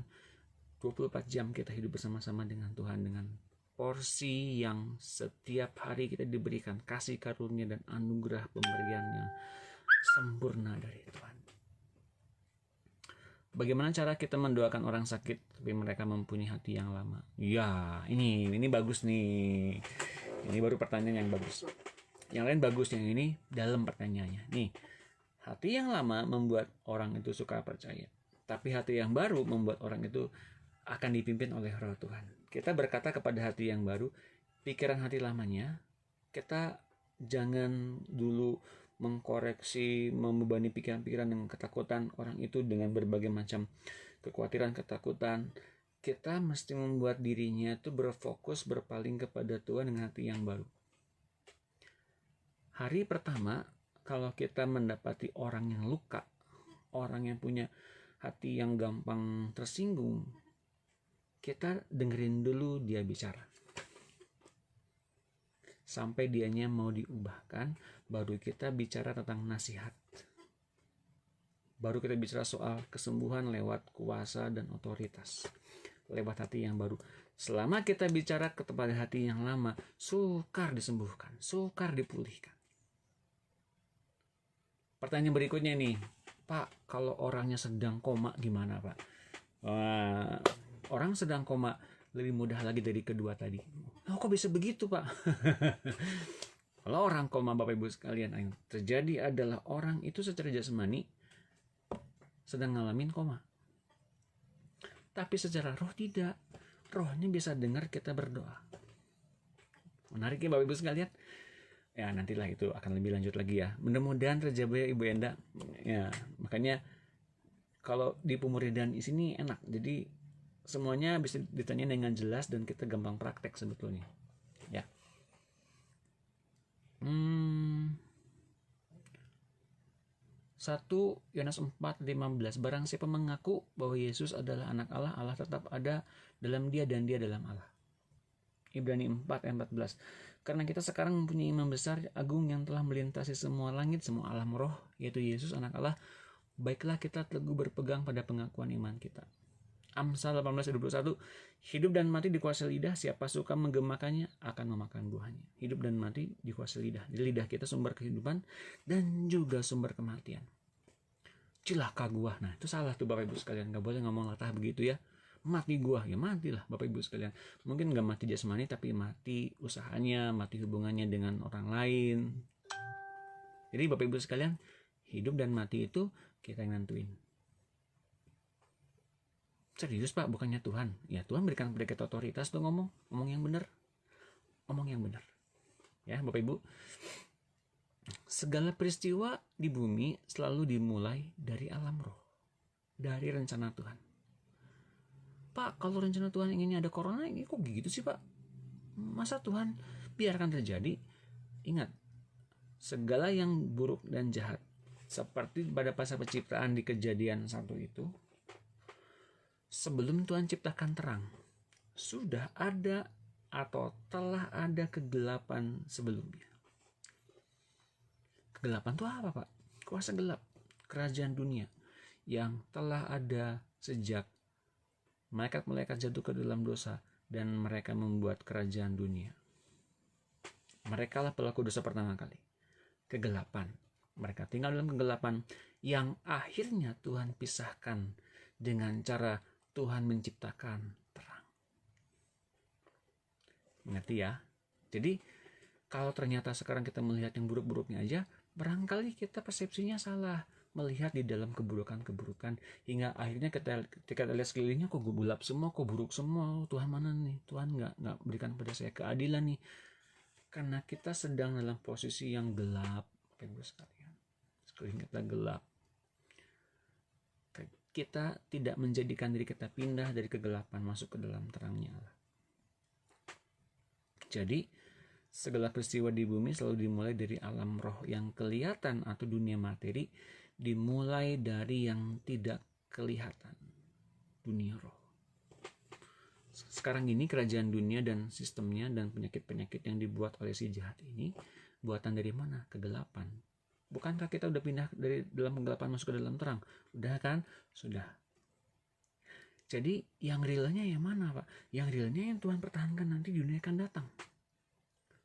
Apakah ada penyakit? Nggak ada penyakit. Jadi penyakit itu buatannya. Iya. Orang luar sana bilang, Fusno buatan karena buatan bom atom, buatan bom kimia. Ya silakanlah. Tapi saya percaya tuh buatan-buatan seperti itu buatan si jahat. Kalau kita mengerti esensinya, bahwa yang akan kekal itu pasti dipertahankan. Yang kekal saat ini dipertahankan tuh apa? Sorga, tahta Tuhan, tahta beberapa tahta sekeliling Allah gitu ya. Dan semua kerajaan sorga yang terbentuk oleh perkataan Tuhan semuanya dipertahankan. Neraka kekal kan? Kerajaan maut nggak kekal kan? Kerajaan maut itu nanti akan dibinasakan dalam lautan api kan. Jadi yang sesuatu yang akan dimusnahkan di dalam api, di dalam kebinasaan itu nggak kekal. Yang kekal itu iman, pengharapan, dan kasih. Kalau kita sekarang hold on, berpegang teguh kepada 3 prinsip itu, kita hidup dalam Allah. Makanya saya bilang dunia itu butuh pengharapan. Mengapa? Karena kita sedang dipimpin keluar dari masalah masuk ke dalam kebenaran kerajaan Allah. Hanya tempat tinggal kita, apakah kita sudah belum dalam kerajaan Allah? Kalau belum, ketahui kebenarannya. Kalau belum ketahui kebenarannya, jika kamu tetap dalam muridku, maka kebenaran itu akan memerdekakan kamu. Ketahui kebenaran dan kebenaran itu akan memerdekakan kamu. Jadi saya belum tahu kebenarannya Pak. Ya mungkin saja. Karena kita belum hidup di dalam kerajaan Allah mungkin. Kita hidup dalam kegelapan. Yang kita pikir itu adalah kebenaran. Kebenaran pun punya kegelapan pun punya kebenaran sendiri loh Bapak Ibu. Kegelapan tuh punya kebenaran sendiri ya. Iya. Value kebenarannya apa? Akan mati dan dihukum. Akan mati dan menerima ganjaran sesuai dengan apa yang sudah digariskan. Loh, bukan gitu kata firman Tuhan, Pak? Iya, tapi kenapa tinggal dalam kegelapan gitu loh? Itu yang gak boleh kita perbuat. Tinggal dalam konsep pikiran-pikiran yang dulu. Mindset yang dulu. Rugi Bapak Ibu sekalian. Ya nggak? Betul nggak? Pernah dikatakan dalam Alkitab, sebab hidup kami adalah soal percaya dan bukan karena melihat. Percaya dan bukan karena melihat. Kadang-kadang yang kita lihat itu menipu. Yang kita dengar itu menipu. Hoax. Banyak orang pada sekarang ini bilangnya hoax. Tapi saya percaya Bapak Ibu sekalian, dalam kerajaan Allah itu bukan soal janji muluk-muluk. Enggak. Dari Alkitab Kejadian sampai kitab Wahyu, kalau ada yang baca beruntut gitu ya, itu semuanya polanya sama, nggak ada yang berlawanan. Silakan. Kecuali kalau tinggal dalam hati yang gelap, akan mencari kesalahan demi kesalahan. Lalu sifatnya menyerang yang udah yang syukur-syukur kalau menyerang yang udah fix stabil gitu ya. Coba kalau yang menyerangnya setengah-setengah juga, gugur semua iman orang Kristen. Mengapa? Banyak orang Kristen ternyata masih setengah-setengah mempercayai Tuhan. Ketika ada gerakan begini, perdebatan begini, goncang. Hingga butuh yang namanya melihat video klarifikasi dari seorang hamba Tuhan yang makin senior, makin mereka percaya. Lah, belum tentu benar juga, Bapak Ibu sekalian. Belum tentu benar. Perdebatan-perdebatan yang ada memunculkan apa? Nilai kebenarannya sebetulnya masih semu. Kalau dari Tuhan, ingat, Tuhan sedang membangun hubungan pribadi kepada kita. Bukan nilai sekumpulan, nilai kebenarannya sama seperti demokrasi. Enggak. Nilai kebenarannya dari Tuhan. Kitanya ngikutin Tuhan, bukan ngikutin orang-orang dan demokrasinya. Bukan. Ngerti Bapak Ibu sekalian? Dengan sampai kita mempercayai, termasuk saya juga Bapak Ibu sekalian, omongannya saya dipercayai gitu. Enggak juga. Loh, jadi sekarang Pak Doni ngapain nih ngomong? Saya bicara soal bagaimana saya praktek di dalam iman saya. Kalau Bapak Ibu mau ngikutin dan kemudian breakthrough, berarti kita punya kesamaan pattern yang sama. Bukan ngikutin pola sayanya, bukan, tapi ngikutin pola Tuhan yang ada dalam kehidupan saya. Dan ternyata Bapak Ibu menemukan polanya Tuhan. Setelah ketemu dengan polanya Tuhan, ayo bergaul lebih dalam lagi dengan Tuhan, bukan dengan saya. Puji Tuhan ya, kita temukan kebenaran ini. Jadi saya tidak sedang membentuk orang kuat di dalam lingkungan ini. Orang kuat artinya apa? Orang yang punya pengaruh yang kuat, hingga orang-orang di dalamnya penuh dengan ketakutan. Iya, Pak Doni yang paling benar. Enggak, Bapak Ibu sekalian, salah loh. Saya tidak sedang membentuk orang-orang kuat, ya, tapi orang yang mengandalkan penuh kepada perkataan Tuhan saja. Banyak perkara telah diselesaikan oleh Allah di dalam alam roh ketika Tuhan Yesus berteriak, sudah genap. Dalam banyak hal kita tak perlu meminta-minta lagi agar Tuhan melakukan sesuatu untuk kita, tapi kita menerima pemberitahuan, informasi, kabar surgawi di kerajaan Allah. Itu bergema tiap hari loh sebetulnya Bapak Ibu sekalian. Akan hal-hal yang telah diselesaikannya dan kita akui itu dengan iman, maka hal itu akan menjadi hak milik kita. Apakah berkat termasuk? Termasuk. Pemeliharaan termasuk? Termasuk. Sehat Pak sampai Tuhan datang yang kedua kali? Iya. Betul Pak? Iya. Coba gak kitab, apakah ketika Tuhan menjawab maka terbatuk-batuklah Tuhan? Kan ada yang begitu Bapak Ibu sekalian. Betul? Semuanya sudah diselesaikan oleh Tuhan Yesus dan kita tinggal menerima jejaknya saja. Yang perlu ditekankan adalah sifat, karakter, tabiat, dan hati manusia lamanya yang masih sering membuat kita tuh gak lepas bersama-sama dengan Tuhan. Kita tinggal di dalam manusia yang lama terus. Saya minum dulu deh, haus. Ketika Tuhan Yesus menyelesaikan penembusan di kayu salib, terbuka jalan kembali kepada Allah Bapa. Ketika Tuhan Yesus menyelesaikan penebusan di kayu salib, terbuka jalan kembali kepada Allah Bapa, dan dengan iman kita boleh datang kepada Bapa dan dipulihkan. Pemulihan ini mengembalikan status manusia sebagai anak, ahli waris, dan pemegang otoritas Allah di bumi. Tentu ada proses di mana kemanusiaan Anda harus ditanggalkan dan mengenakan manusia baru, yakni benih Yesus yang ditaruh dalam diri kita.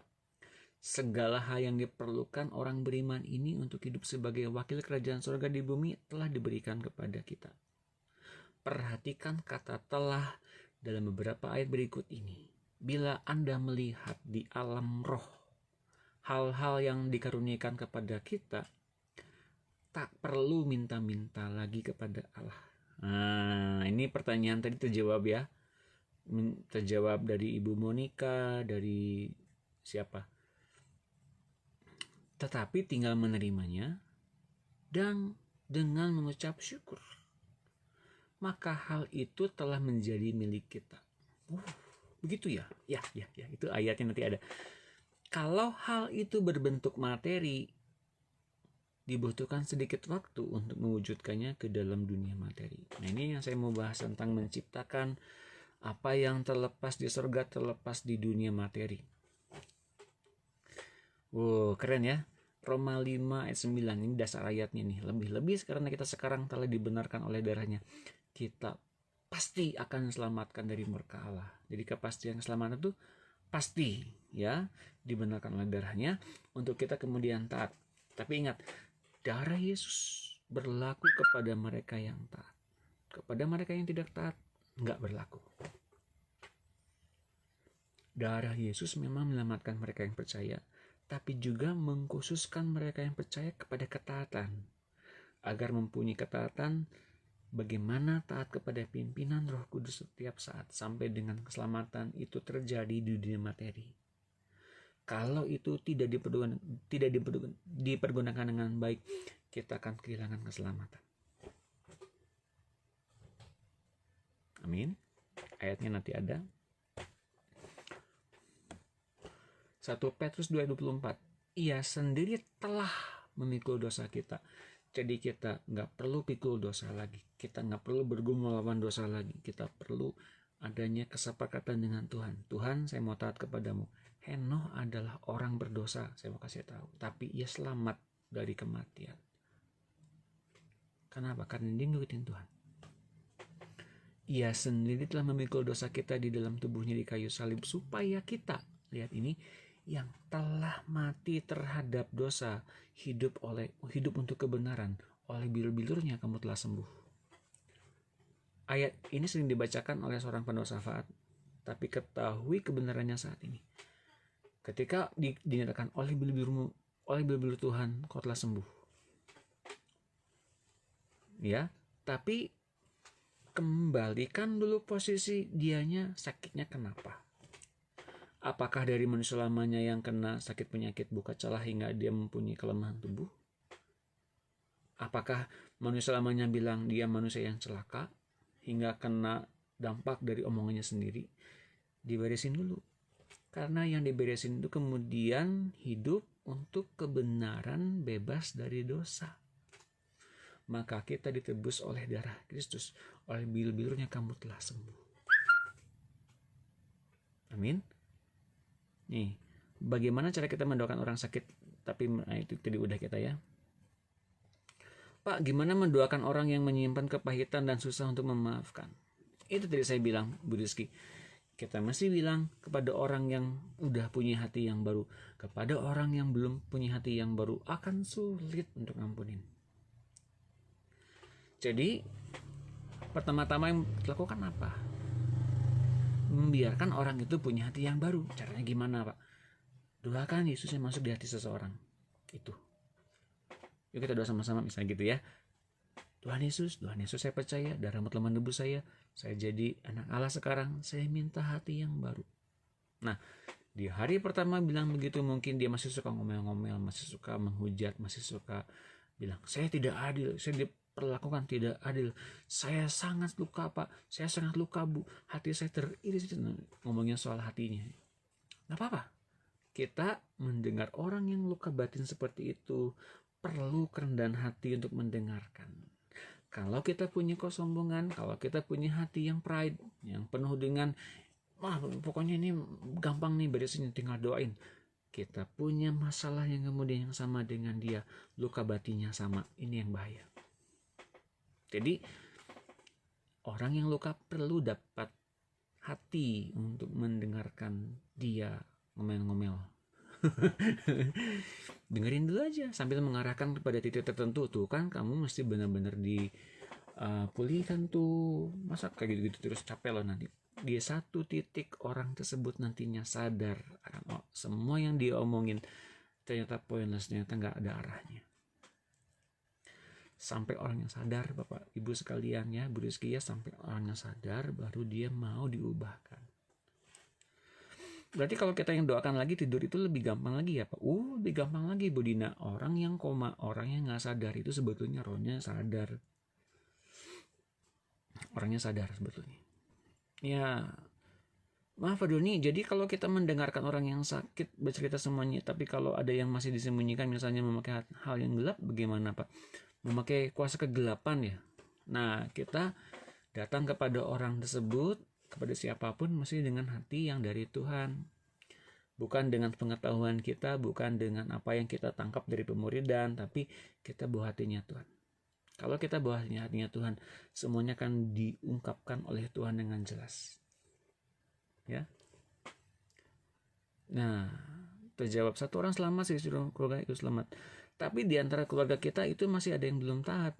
Bagaimana dari Yesus bisa membentengi dia? Bu Monica masih betul-betul membangun hubungan yang erat dengan Tuhan, berdoa bagi dia agar Tuhan berikan kepada dia roh pertobatan. Tepatnya Allah Bapa ya, Allah Bapa berikan dia roh pertobatan untuk mengenal Allah dengan tepat. Bila dia seorang perempuan, misalnya seorang perempuan yang kehilangan tudung suaminya, perempuan yang ditinggalkan, berikan ia kepala. Berikan Tuhan Yesus sebagai kepalanya, sebagai tudungnya, sebagai pelindungnya. Bila ia seorang laki-laki, berikan posisi anak Allah kepadanya oleh Allah Bapa. Berikan kesadaran. Bila ia seorang anak, berikan ia posisi sebagai anak yang butuh bapaknya di sorga. Ya, terjawab ya. Mudah-mudahan. Apakah sinyal di tempat lain terputus-putus juga sinyalnya? Yang lain, selamat sore, selamat malam Ibu Liana di Jakarta. Senang sekali berjumpa dengan Ibu pada sore hari ini. Salam ya buat keluarga Ibu. Lihat ini. Terpujilah Allah dan Bapa Tuhan kita Yesus Kristus yang dalam Kristus telah mengaruniakan kepada kita segala berkat rohani dalam surga. Telah. Yang begini telah kan tertulis sudah dalam kitab. Tapi ketika kita dapati ayat ini secara rema, berarti itu nggak usah didoakan. Tinggal terima, menjadikan itu terjadi di alam materi. Pak, kalau hari ini saya dapatkan itu dari Bapak, apakah saya dapat rema? Sudah. Karena engkau adalah anak Allah. Kecuali kalau engkau di luar Allah. Berarti belum. Caranya gimana Pak saya dalam Allah? Minta ya, roh Yesus masuk di hati kita, buat dia jadi Tuhan di dalam hidup kita. Itu sudah jadi anak Allah. 2 Kor 8 ayat 9. Karena kamu telah mengenal kasih karunia Tuhan kita Yesus Kristus, bahwa ia yang oleh karena kamu menjadi miskin sekalipun ia kaya, supaya kamu menjadi kaya oleh karena kemiskinannya. Terima ini baik-baik Bapak Ibu sekalian di acara ini. Biarlah rema ini jadi satu kebenaran yang bisa kau ubahkan di alam materi. Ingat ini, Tuhan Yesus datang ke muka bumi ini, ia telah menjadi miskin oleh karena kita, dan oleh karena kemiskinannya itu ia telah menjadikan kita semua anak-anak Allah menjadi kaya karena kemiskinannya. Oh Bapa Surgawi, Engkau yang melimpahi memberkati setiap anak-anakmu yang mengikuti acara ini, berikan mereka kekayaan-Mu. Di alam roh mereka boleh ambil sekarang dan tercipta di dunia materi Dalam nama Tuhan Yesus, aku berkati melimpah setiap orang yang hadir pada saat ini. Ibu Enda, Ibu Monika Bangun, Ibu Rizky, Ibu Liana Jetalar, Ibu Febe, Ibu Pak Ludovix, Ibu Yeni, Pak Joni Halim, Ibu Dina Patricia, Ibu Rizky, semua, Ibu Esther Wong, Ibu Pariki, lalu Pak Kris Puro Darminto, Ibu Anggi Atso, Ibu Julian Tambengi, Ibu Esther Nurhayati, Ibu Diana Andrew, Pak Willy dari Jakarta, Skametra, Ibu Ruth dari Malaysia, Pastor Agus Lawali, Pak Joni Maslimta, Pak Hendra Gunawan Lesmana, Pak Nanda dari Surabaya, Ibu Sasa Linda, Ireni dari Malaysia, Yonatan, Navo dari Medan, Ibu Juni dari Jakarta.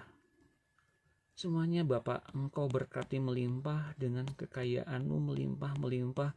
Engkau isi lembung-lembung mereka, Engkau isi perbendaharaan mereka.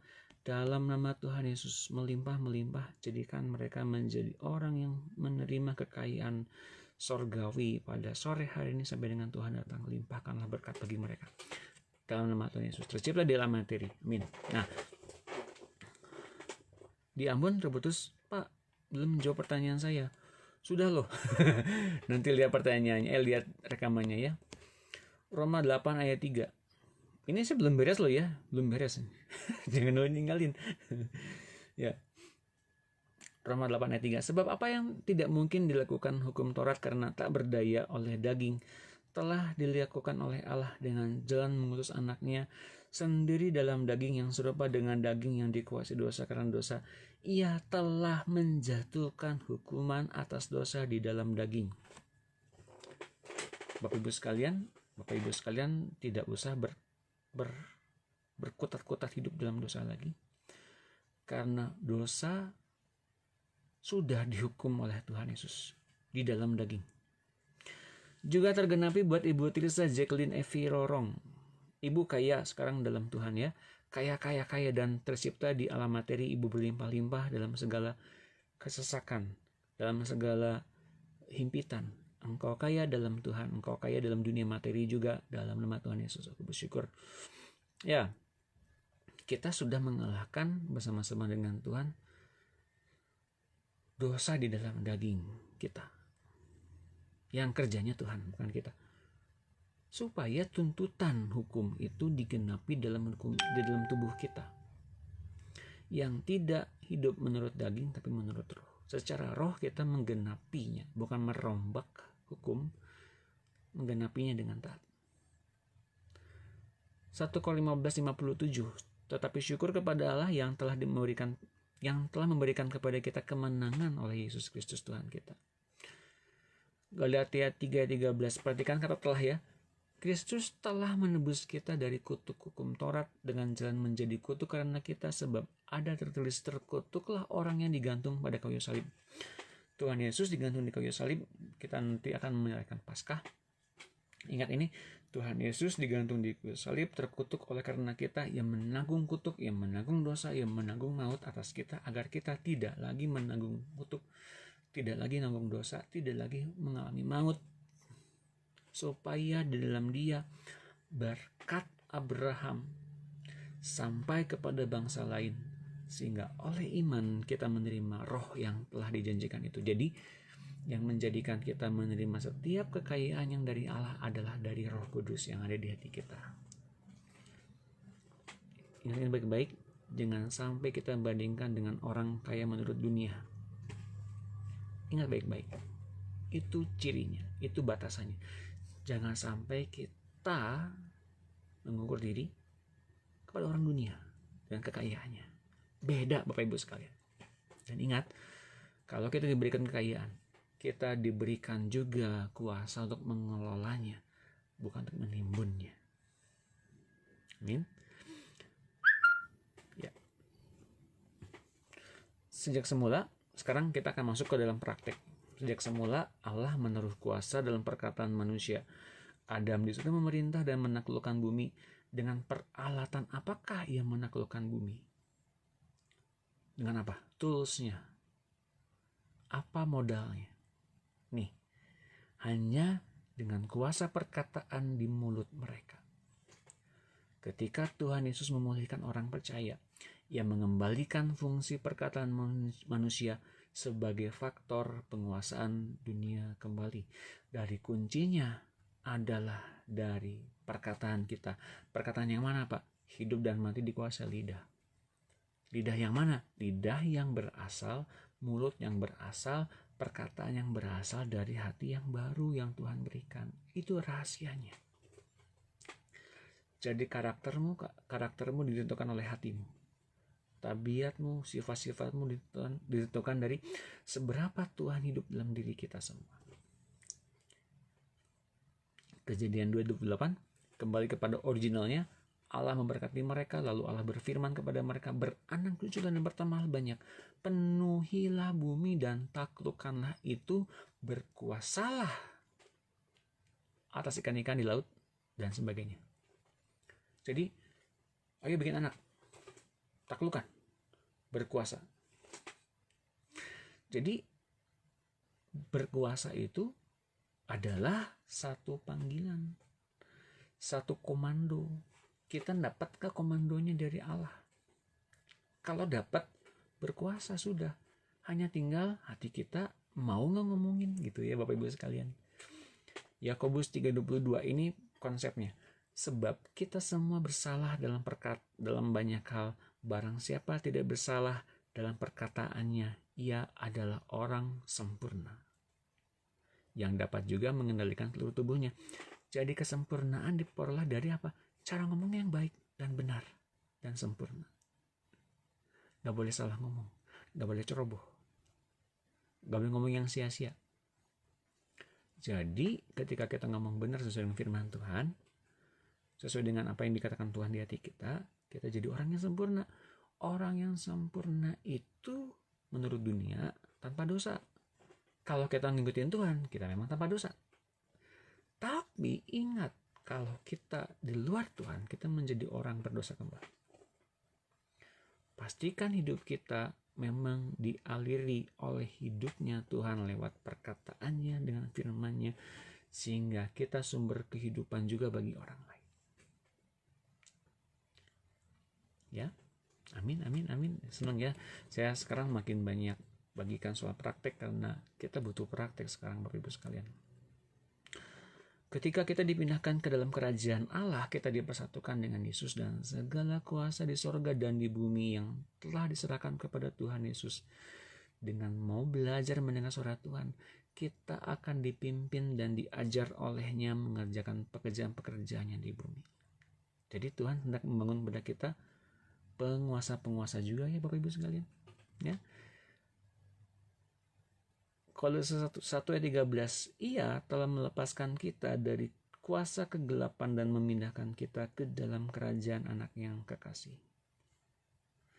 1 Korintus 4 ayat 20, sebab kerajaan Allah bukan terdiri dari perkataan tapi dari kuasa. Ya. Bukan soal ngomong saja, tapi dari kuasa, dari omongan-omongan itu. Ya. Segala kuasa telah diberikan kepadaku oleh Bapa atau Tuhan Yesus di sorga dan di bumi. Hari ini ketika kita dapat firman itu, kata Tuhan nih, karena itu pergilah, jadikanlah semua bangsa muridku. Saya sedang memenuhi panggilan ini Bapak Ibu sekalian. Mengapa ada pemuridan online? Karena satu saat di mana kesadaran kita tumbuh, kita mesti menjadi murid Tuhan sepenuhnya. Dengan cara apa, Pak? Dengan cara dipimpin oleh Tuhan dengan sungguh-sungguh, dengan pribadi Tuhan yang ada di hati kita masing-masing.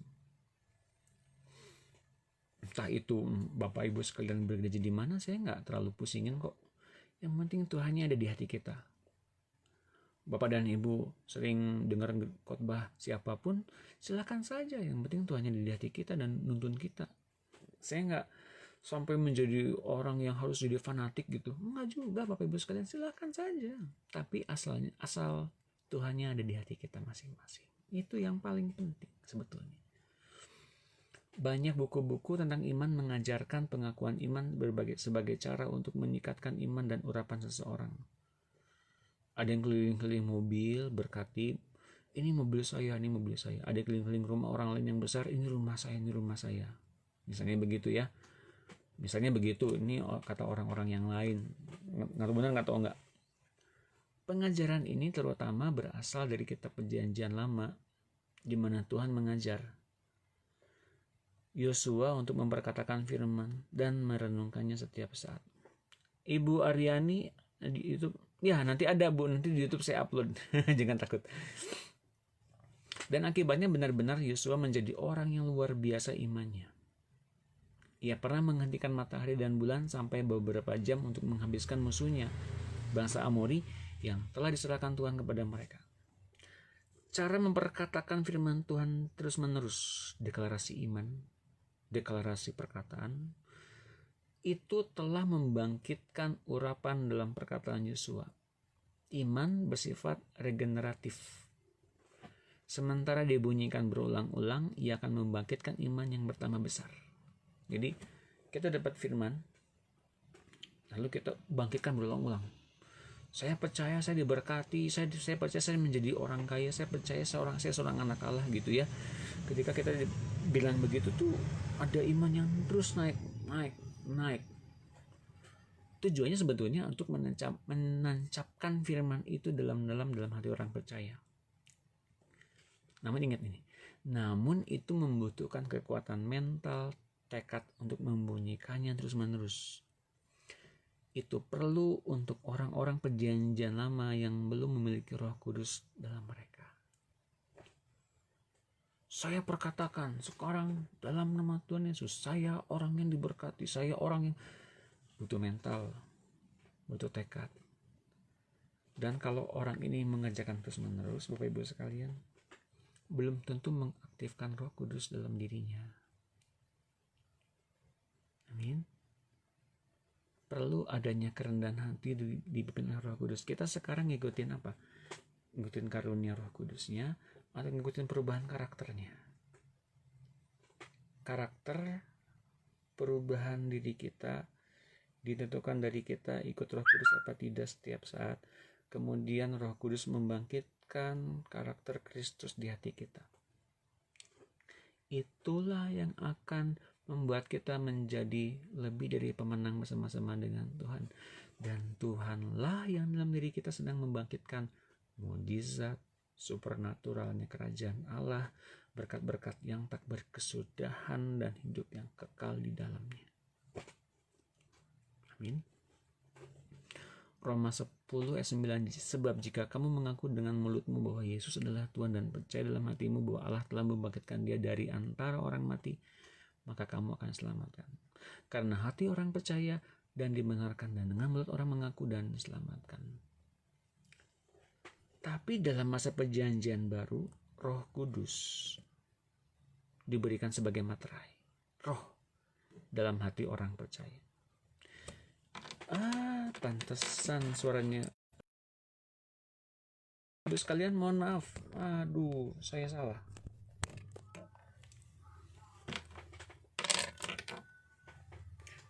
Pantesan ada yang salah. Mengapa saya ada yang kurang hari ini? Saya nggak pakai mikrofon, Bapak Ibu. Ini lebih jelas. Tapi dalam masa Perjanjian Baru, Roh Kudus diberikan sebagai materai roh atau penjamin dalam hati orang percaya. Dan ia ditugaskan untuk menolong orang serta mengingatkan segala sesuatu yang kita dengar dari Tuhan. Perkataan-perkataannya adalah rema yang berbunyi dalam hati kita. Ia langsung memberikan firman yang membangkitkan iman kita dan menggerakkan kita menurut perintahnya. Pengakuan iman seperti itu tetap berguna bagi kita untuk mengubah definisi diri kita sendiri. Yaitu boleh pada masa Perjanjian Lama kita menggemakan, mendeklarasikan pada tingkat tertentu itu nggak salah, Bapak Ibu. Tapi setelah kita tahu, kita mengandalkan Roh Kudus kemudian untuk mencamkannya di dalam hati kita. Makanya that's why ketika kita sering berdoa di akhir pertemuan, Roh Kudus lakukan komatarikan perkataan-perkataan ini. Artinya ia yang menggerakkan kita, ia menancapkan remanya agar di dalam roh pun kita sadar kita sedang dipimpin olehnya. Berdoalah seperti ini. Roh Kudus, berilah saya rema untuk persoalan-persoalan yang sedang saya hadapi ini. Kemudian ia akan membunyikan firman yang tepat, dan ia akan mengingatkan kita berkali-kali kalau perlu sampai iman kita terbangkit di daerah itu. Pada prinsipnya, dalam berjalan dengan roh, kita tidak mengandalkan lagi kekuatan mental sendiri, seperti deklarasi iman, deklarasi pernyataan-pernyataan gitu ya. Tetapi segala sesuatu dia yang akan mengerjakannya dalam diri kita. Yohanes 14:26. Tetapi penghibur, yaitu Roh Kudus yang akan diutus oleh Bapa dalam namaku, dialah yang akan mengajarkan segala sesuatu kepadamu dan akan mengingatkan kamu akan semua yang telah kukatakan kepadamu. Ibrani 10:15. Dan Roh Kudus juga memberi kesaksian kepada kita, sebab setelah ia berfirman, inilah perjanjian yang kuadakan dengan mereka sesudah hari-hari itu, firman Tuhan lagi, aku akan menaruh hukumku dalam hati mereka dan menuliskannya dalam akal budi mereka, dan aku tidak lagi mengingat dosa-dosa dan pelanggaran mereka. Bisa dikatakan Bapak Ibu sekalian, orang-orang perjanjian baru, orang-orang yang dalam kasih karunia, orang-orang yang memperoleh anugerah Allah adalah mereka yang sudah memiliki Roh Kudus. Itu ciri-cirinya. Jadi sekarang kalau saya boleh lebih dalam lagi Bapak Ibu sekalian, sudahkah kita mengenal Roh Kudus? Jangan sampai seperti orang kebanyakan di luar sana hanya mengenal Roh Kudus sebagai sebuah kuasa, sebagai kegerakan, sebagai suatu semangat. Bukan. Roh Kudus pun adalah pribadi Allah. Tapi kita mesti benar-benar mengetahui siapa dia secara pribadi. Bukan kata orang, bukan karena pengurapan seseorang kita bisa mengenal dia, bukan. Tapi pengurapannya dia yang bilang. Dia memperkenalkan dirinya kepada kita secara pribadi. Bagaimana mendoakan istri suami kita untuk sungguh-sungguh memberi hati untuk Tuhan? Kayaknya sangat susah, Pak. Ibu Dina seorang istri dari seorang suami, betul? Ibu Dina diberikan satu posisi yang besar dalam kerajaan Allah sebagai penolong yang sepadan. Kalau engkau sebagai penolong yang sepadan, engkau tandanya punya kekuatan yang gak bisa dimiliki oleh suami ibu. Artinya pada tingkat tertentu power ibu lebih kuat sebagai penolong suami. Sebagai penolong suami, ibu berhak memberikan perlindungan bagi suami ibu. Kalau ibu diberikan perlindungan bagi suami ibu dari Allah, tandanya Allah sedang memberikan kepada ibu kuasa dan otoritas. Tapi ingat, batasannya adalah ibu sebagai istri, ibu sebagai penolong, ibu mesti bergerak tetap di bawah suami sebagai penyeimbang, sebagai penolong, bukan sebagai orang yang ada di atas. Kalau ibu di atas, ibu akan kena dari panah-panah berpedisi iblis. Tapi kalau ibu sebagai penolong untuk membawa suami naik, ibu sedang dalam posisi yang tepat. Jadi ibu doanya gimana? Roh Kudus, aku berdoa bagi suamiku. Berikan suamiku roh yang takut akan Allah.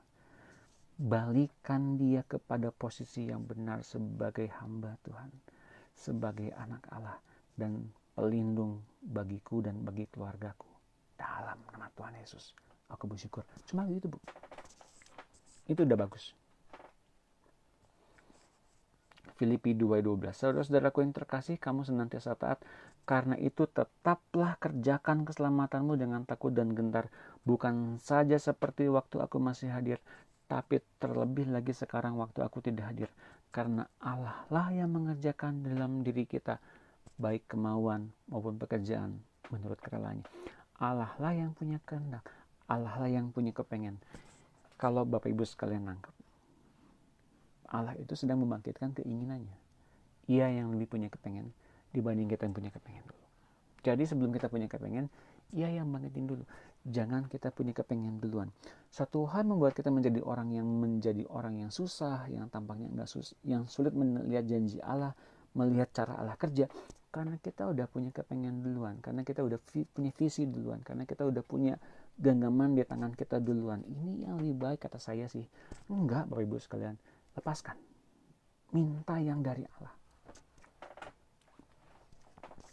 Dengan Roh Kudus memberi kita rema. Ingat ini, tak akan ada yang mustahil bagi Anda mengerjakan perbuatan-perbuatannya yang luar biasa. Oh, perkara soal LPG, soal tangki bensin di tangki motor saya, itu mah perkara-perkara biasa, kata Roh Kudus. Yang lain, yang lebih besar itu, yang lebih besar daripada itu, akan ditunjukkannya kepada saya. Itu janjinya dia. Oh, jadi saya sekarang mau praktek. Praktek lebih banyak. Matius 17 ayat 20. Kita sampai kepada iman sebesar biji sesawi. Ia berkata kepada mereka, karena kamu kurang percaya. Sebab aku berkata kepadamu, sesungguhnya sekiranya kamu mempunyai iman sebesar biji sesawi saja, kamu dapat berkata kepada gunung ini, pindah dari tempat ini ke sana, maka gunung ini akan pindah dan takkan ada yang mustahil bagimu. Kenapa? Kita sedang ada melangkah di dalam kemustahilan. Tepatnya kita sedang berjalan dalam supernaturalnya kerajaan Allah. Kita sebagai manusia di dunia, di bumi ini, menganggap kuasa Allah itu supernatural. Saya mau katakan, ketika kita tinggal dalam kerajaan Allah dan posisi anak Allah, yang supranatural itu menjadi sangat natural dalam pandangan Allah dan pandangan kita. Katakan amin. Semuanya biasa dalam kerajaan Allah. Setiap hari adalah mujizat. Setiap saat adalah mujizat. Rangkaian mujizat adalah kehidupanmu. Engkau berhak untuk mendapatkan mujizat-mujizat itu. Karena engkau tinggal dalam naturalnya kerajaan Allah. Wow. Asik ya. Markus 11:23. Dalam waktu-waktu kita berdoa, kita jangan sampai apa yang kita ucapkan itu kita punya hati yang gak percaya. Kita punya hati yang bimbang. Jangan sampai. Pastikan kita mesti belajar sungguh-sungguh tentang hal ini. Aku berkata kepadamu, sesungguhnya barang siapa berkata kepada gunung ini, beranjaklah dan tercapaklah ke dalam laut. Asal tidak bimbang hatinya, tapi percaya bahwa apa yang dia katakan itu akan terjadi, maka hal itu akan terjadi baginya. Karena itu, aku berkata kepadamu, apa saja yang kamu minta dan doakan, percayalah bahwa kamu telah menerimanya, maka hal itu akan diberikan kepadamu. Wow, hari ini kita belajar banyak tentang bagaimana kita menciptakan apa yang di dunia roh ke dunia materi. Tapi saya mau katakan, yang menjadikan diri kita sulit untuk menciptakan itu di dunia materi adalah kita sulit untuk mengubah diri kita sendiri, bukan? Ya kan? Saya kan masih belum pantas untuk berdoa, Pak. Saya masih punya banyak kelemahan. Saya ini orang berdosa. Karena itu sepanjang hari ini sampai dengan besok saya kasih waktu Bapak Ibu sekalian untuk kita praktikin sama-sama. Ikuti ya. Ikuti perkataan ini baik-baik. Praktikin sepanjang hari malam ini sampai dengan besok. Aku adalah anak Allah. Aku duduk sebelah kanan Allah. Aku bersama-sama duduk di tempatnya Tuhan Yesus. Dan Roh Kudus bersama-sama dengan saya. Lalu katakan demikian yang kedua. Roh yang dalamku lebih besar daripada segala roh yang ada di dunia ini. Ini semuanya ada ayatnya. Aku sanggup melakukan segala sesuatu di dalam Dia yang memberi kekuatan kepadaku. Aku adalah pewaris kerajaan Allah. Aku bersama-sama dengan berkat. Apa yang Bapakku punya adalah aku juga punya. Aku adalah orang yang paling sehat di dunia. Aku adalah orang yang paling sabar dan yang paling ramah di dunia. Tuhan adalah kekuatanku. Lalu, kemuliaan Allah menyelubungi aku. Allah Bapa, Tuhan Yesus dan Roh Kudus ada di dalamku. Aku mendengar suara Tuhan, gembalaku ada dalam hatiku. Nah, Bapak Ibu sekalian, deklarasikan itu sebagai latihan pertama sepanjang malam ini dan sepanjang besok. Boleh praktekin tuh ketika kita mengalami doa saat teduh, boleh praktekin. Ngomongin dengan mulut, dengan dalam hati ya. Kita mau praktek mendengar suara Roh Kudus nih. Ikuti kata-kata saya. Roh Kudus, saya mohon Engkau sucikan hati nurani saya dengan darah Yesus. Kemudian beritahu saya apa yang ada dalam hatimu saat ini. Saya mau mendengar. Nah, biasanya setelah saya bilang begitu, saya buka laptop, kalau punya laptop. Dulu saya 10 tahun lalu saya masih menuliskan itu dalam buku harian. Saya masih punya buku harian. Waktu itu berbundel-bundel saya bikin dalam kecil-kecil sampai gini, tebal gitu. Saya bawa kemana-mana beserta dengan Alkitab dan konkordansi. Belum ada HP dulu. Konkordansi, Alkitab dan jurnal pribadi saya bawa kemana-mana. Apapun yang sedang bersuara di saya catat. Saya tidur, sebelah saya ada notes, ada agenda saya itu. Ketika saya tidur ngalami mimpi, cepat-cepat saya bangun, saya tuliskan mimpi saya tidur lagi. Terus berikutnya ketika saya mimpi lagi, saya bangun lagi, tuliskan lagi, saya tidur lagi. Sampai dengan berulang-ulang kali dalam satu malam saya akan bangun untuk mencatatkan mimpi. Mengapa? Saya hargai betul-betul omongannya dia. Hargai benar-benar omongannya dia. Satu kalimat pun berharga buat saya. Jadi itulah apa yang saya lakukan dan ternyata itu membuahkan hasil yang berguna bagi saya dan keluarga saya. Diam dan tunggu suara apapun yang kita dengar, setelah itu tuliskan dalam sebuah jurnal atau catatan pribadi kita, mulai percaya bahwa itu adalah suara Roh Kudus. Sekarang saya berdoa bagi kita semua, ya. Yang mau praktek boleh bersama-sama dengan saya malam hari ini sampai dengan besok, praktekin apa yang sedang kita pelajari pada malam hari ini. Yuk kita doa. Haleluya. Bapa Surgawi, kami syukur kami telah menerima apa yang baik daripadamu. Hikmat, pengertian, pewahyuan, bahkan isi hatimu kami perolehnya. Kami mau praktek iman lewat acara ini, Bapak. Acara ini adalah salah satu sarana untuk kami mengenal Engkau. Tapi kami semua serang balikan kepadamu. Engkau yang lebih punya banyak keinginan untuk kami dilawat olehmu, kami berjumpa pribadi dengan Engkau. Engkau yang punya inisiatifnya. Bapa, sekarang kami kembalikan kepadamu. Ini adalah acaramu. Ini tempat kau bertindak, melawat, dan kami mengenal siapa Engkau.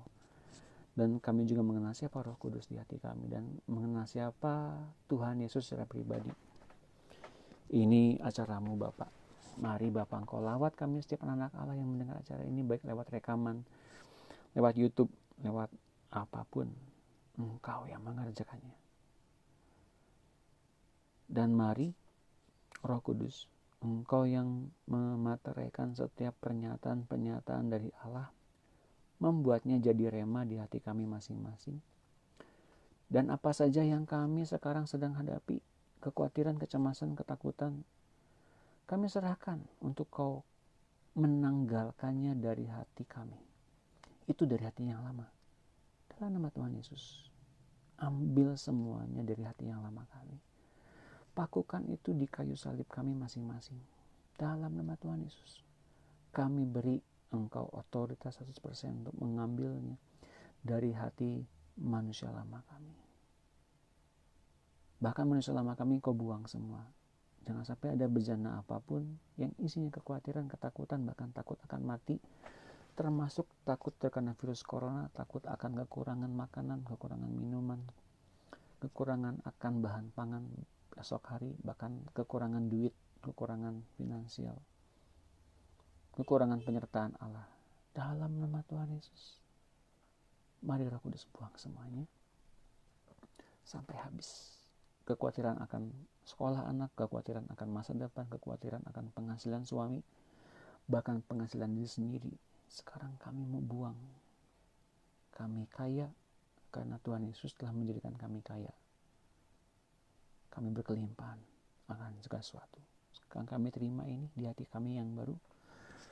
Dan Engkau Roh Kudus berikan pada kami pernyataan-pernyataan yang Kau dengar dari Bapa dan Tuhan Yesus. Kami percaya kami sedang dalam posisi yang tepat untuk kami mendengar Kau bicara, karena kami adalah anak Allah yang dikhususkan untuk mendekat dan bahkan duduk di tahtanya Tuhan Yesus, mendapat bagian dalam roh Tuhan Yesus. Kami dipanggilnya anak oleh Bapa. Mari Roh Kudus, ajarkan kami mendengar suara-Mu. Kami mengasihi-Mu, kami mentaati-Mu, kami terima nasihat-Mu, dan ajarkan kami tidak mengabaikan setiap perkataan-Mu ini. Dalam nama Tuhan Yesus, kami bersyukur. Berkat-Mu melimpah, sempurna atas kami sepanjang kami hidup di muka bumi ini. Kami telah mendapati kami dikhususkan mendekat, dan kami telah mendapati diri kami. Begitu banyak apa yang diberikan oleh Tuhan Yesus dalam hati kami. Apa yang telah dikerjakannya, kami telah menerimanya sekarang. Kami terima dengan ucapan syukur, dan kami mau berjalan dipimpin oleh Roh Kudus selama kami hidup sampai dengan Tuhan datang yang kedua kali. Apa yang kami terima sudah sangat berlimpah-limpah. Kekayaan, kehormatan, kemuliaan telah diberikan oleh Tuhan Yesus. Sekarang kami mau praktek iman di dunia ini. Kami bersyukur kami telah mendapatkannya. Temukan kami di esok hari jam yang sama dengan berkat-berkat rohani yang senantiasa melimpah. Dalam nama Tuhan Yesus kami mengucap syukur. Haleluya. Amin. Terima kasih Bapak Ibu sekalian. Bila ada pertanyaan dari Bapak Ibu sekalian, silakan sampaikan di inbox saya. Dan bila ada apa yang perlu kami doakan, silakan Bapak Ibu sekalian hubungi inbox kami juga. Baik, kita akan ketemu nanti di hari besok dengan pengajaran lebih dalam. Besok ngomongin soal apa ya? Soal otoritas anak Allah dan soal brokenness. Bagaimana pecah kulit agar semuanya yang keluar itu hadirat Allah semua. Jadi pastikan Bapak Ibu sekalian hadir di jam yang sama. Selamat malam. Tuhan memberkati.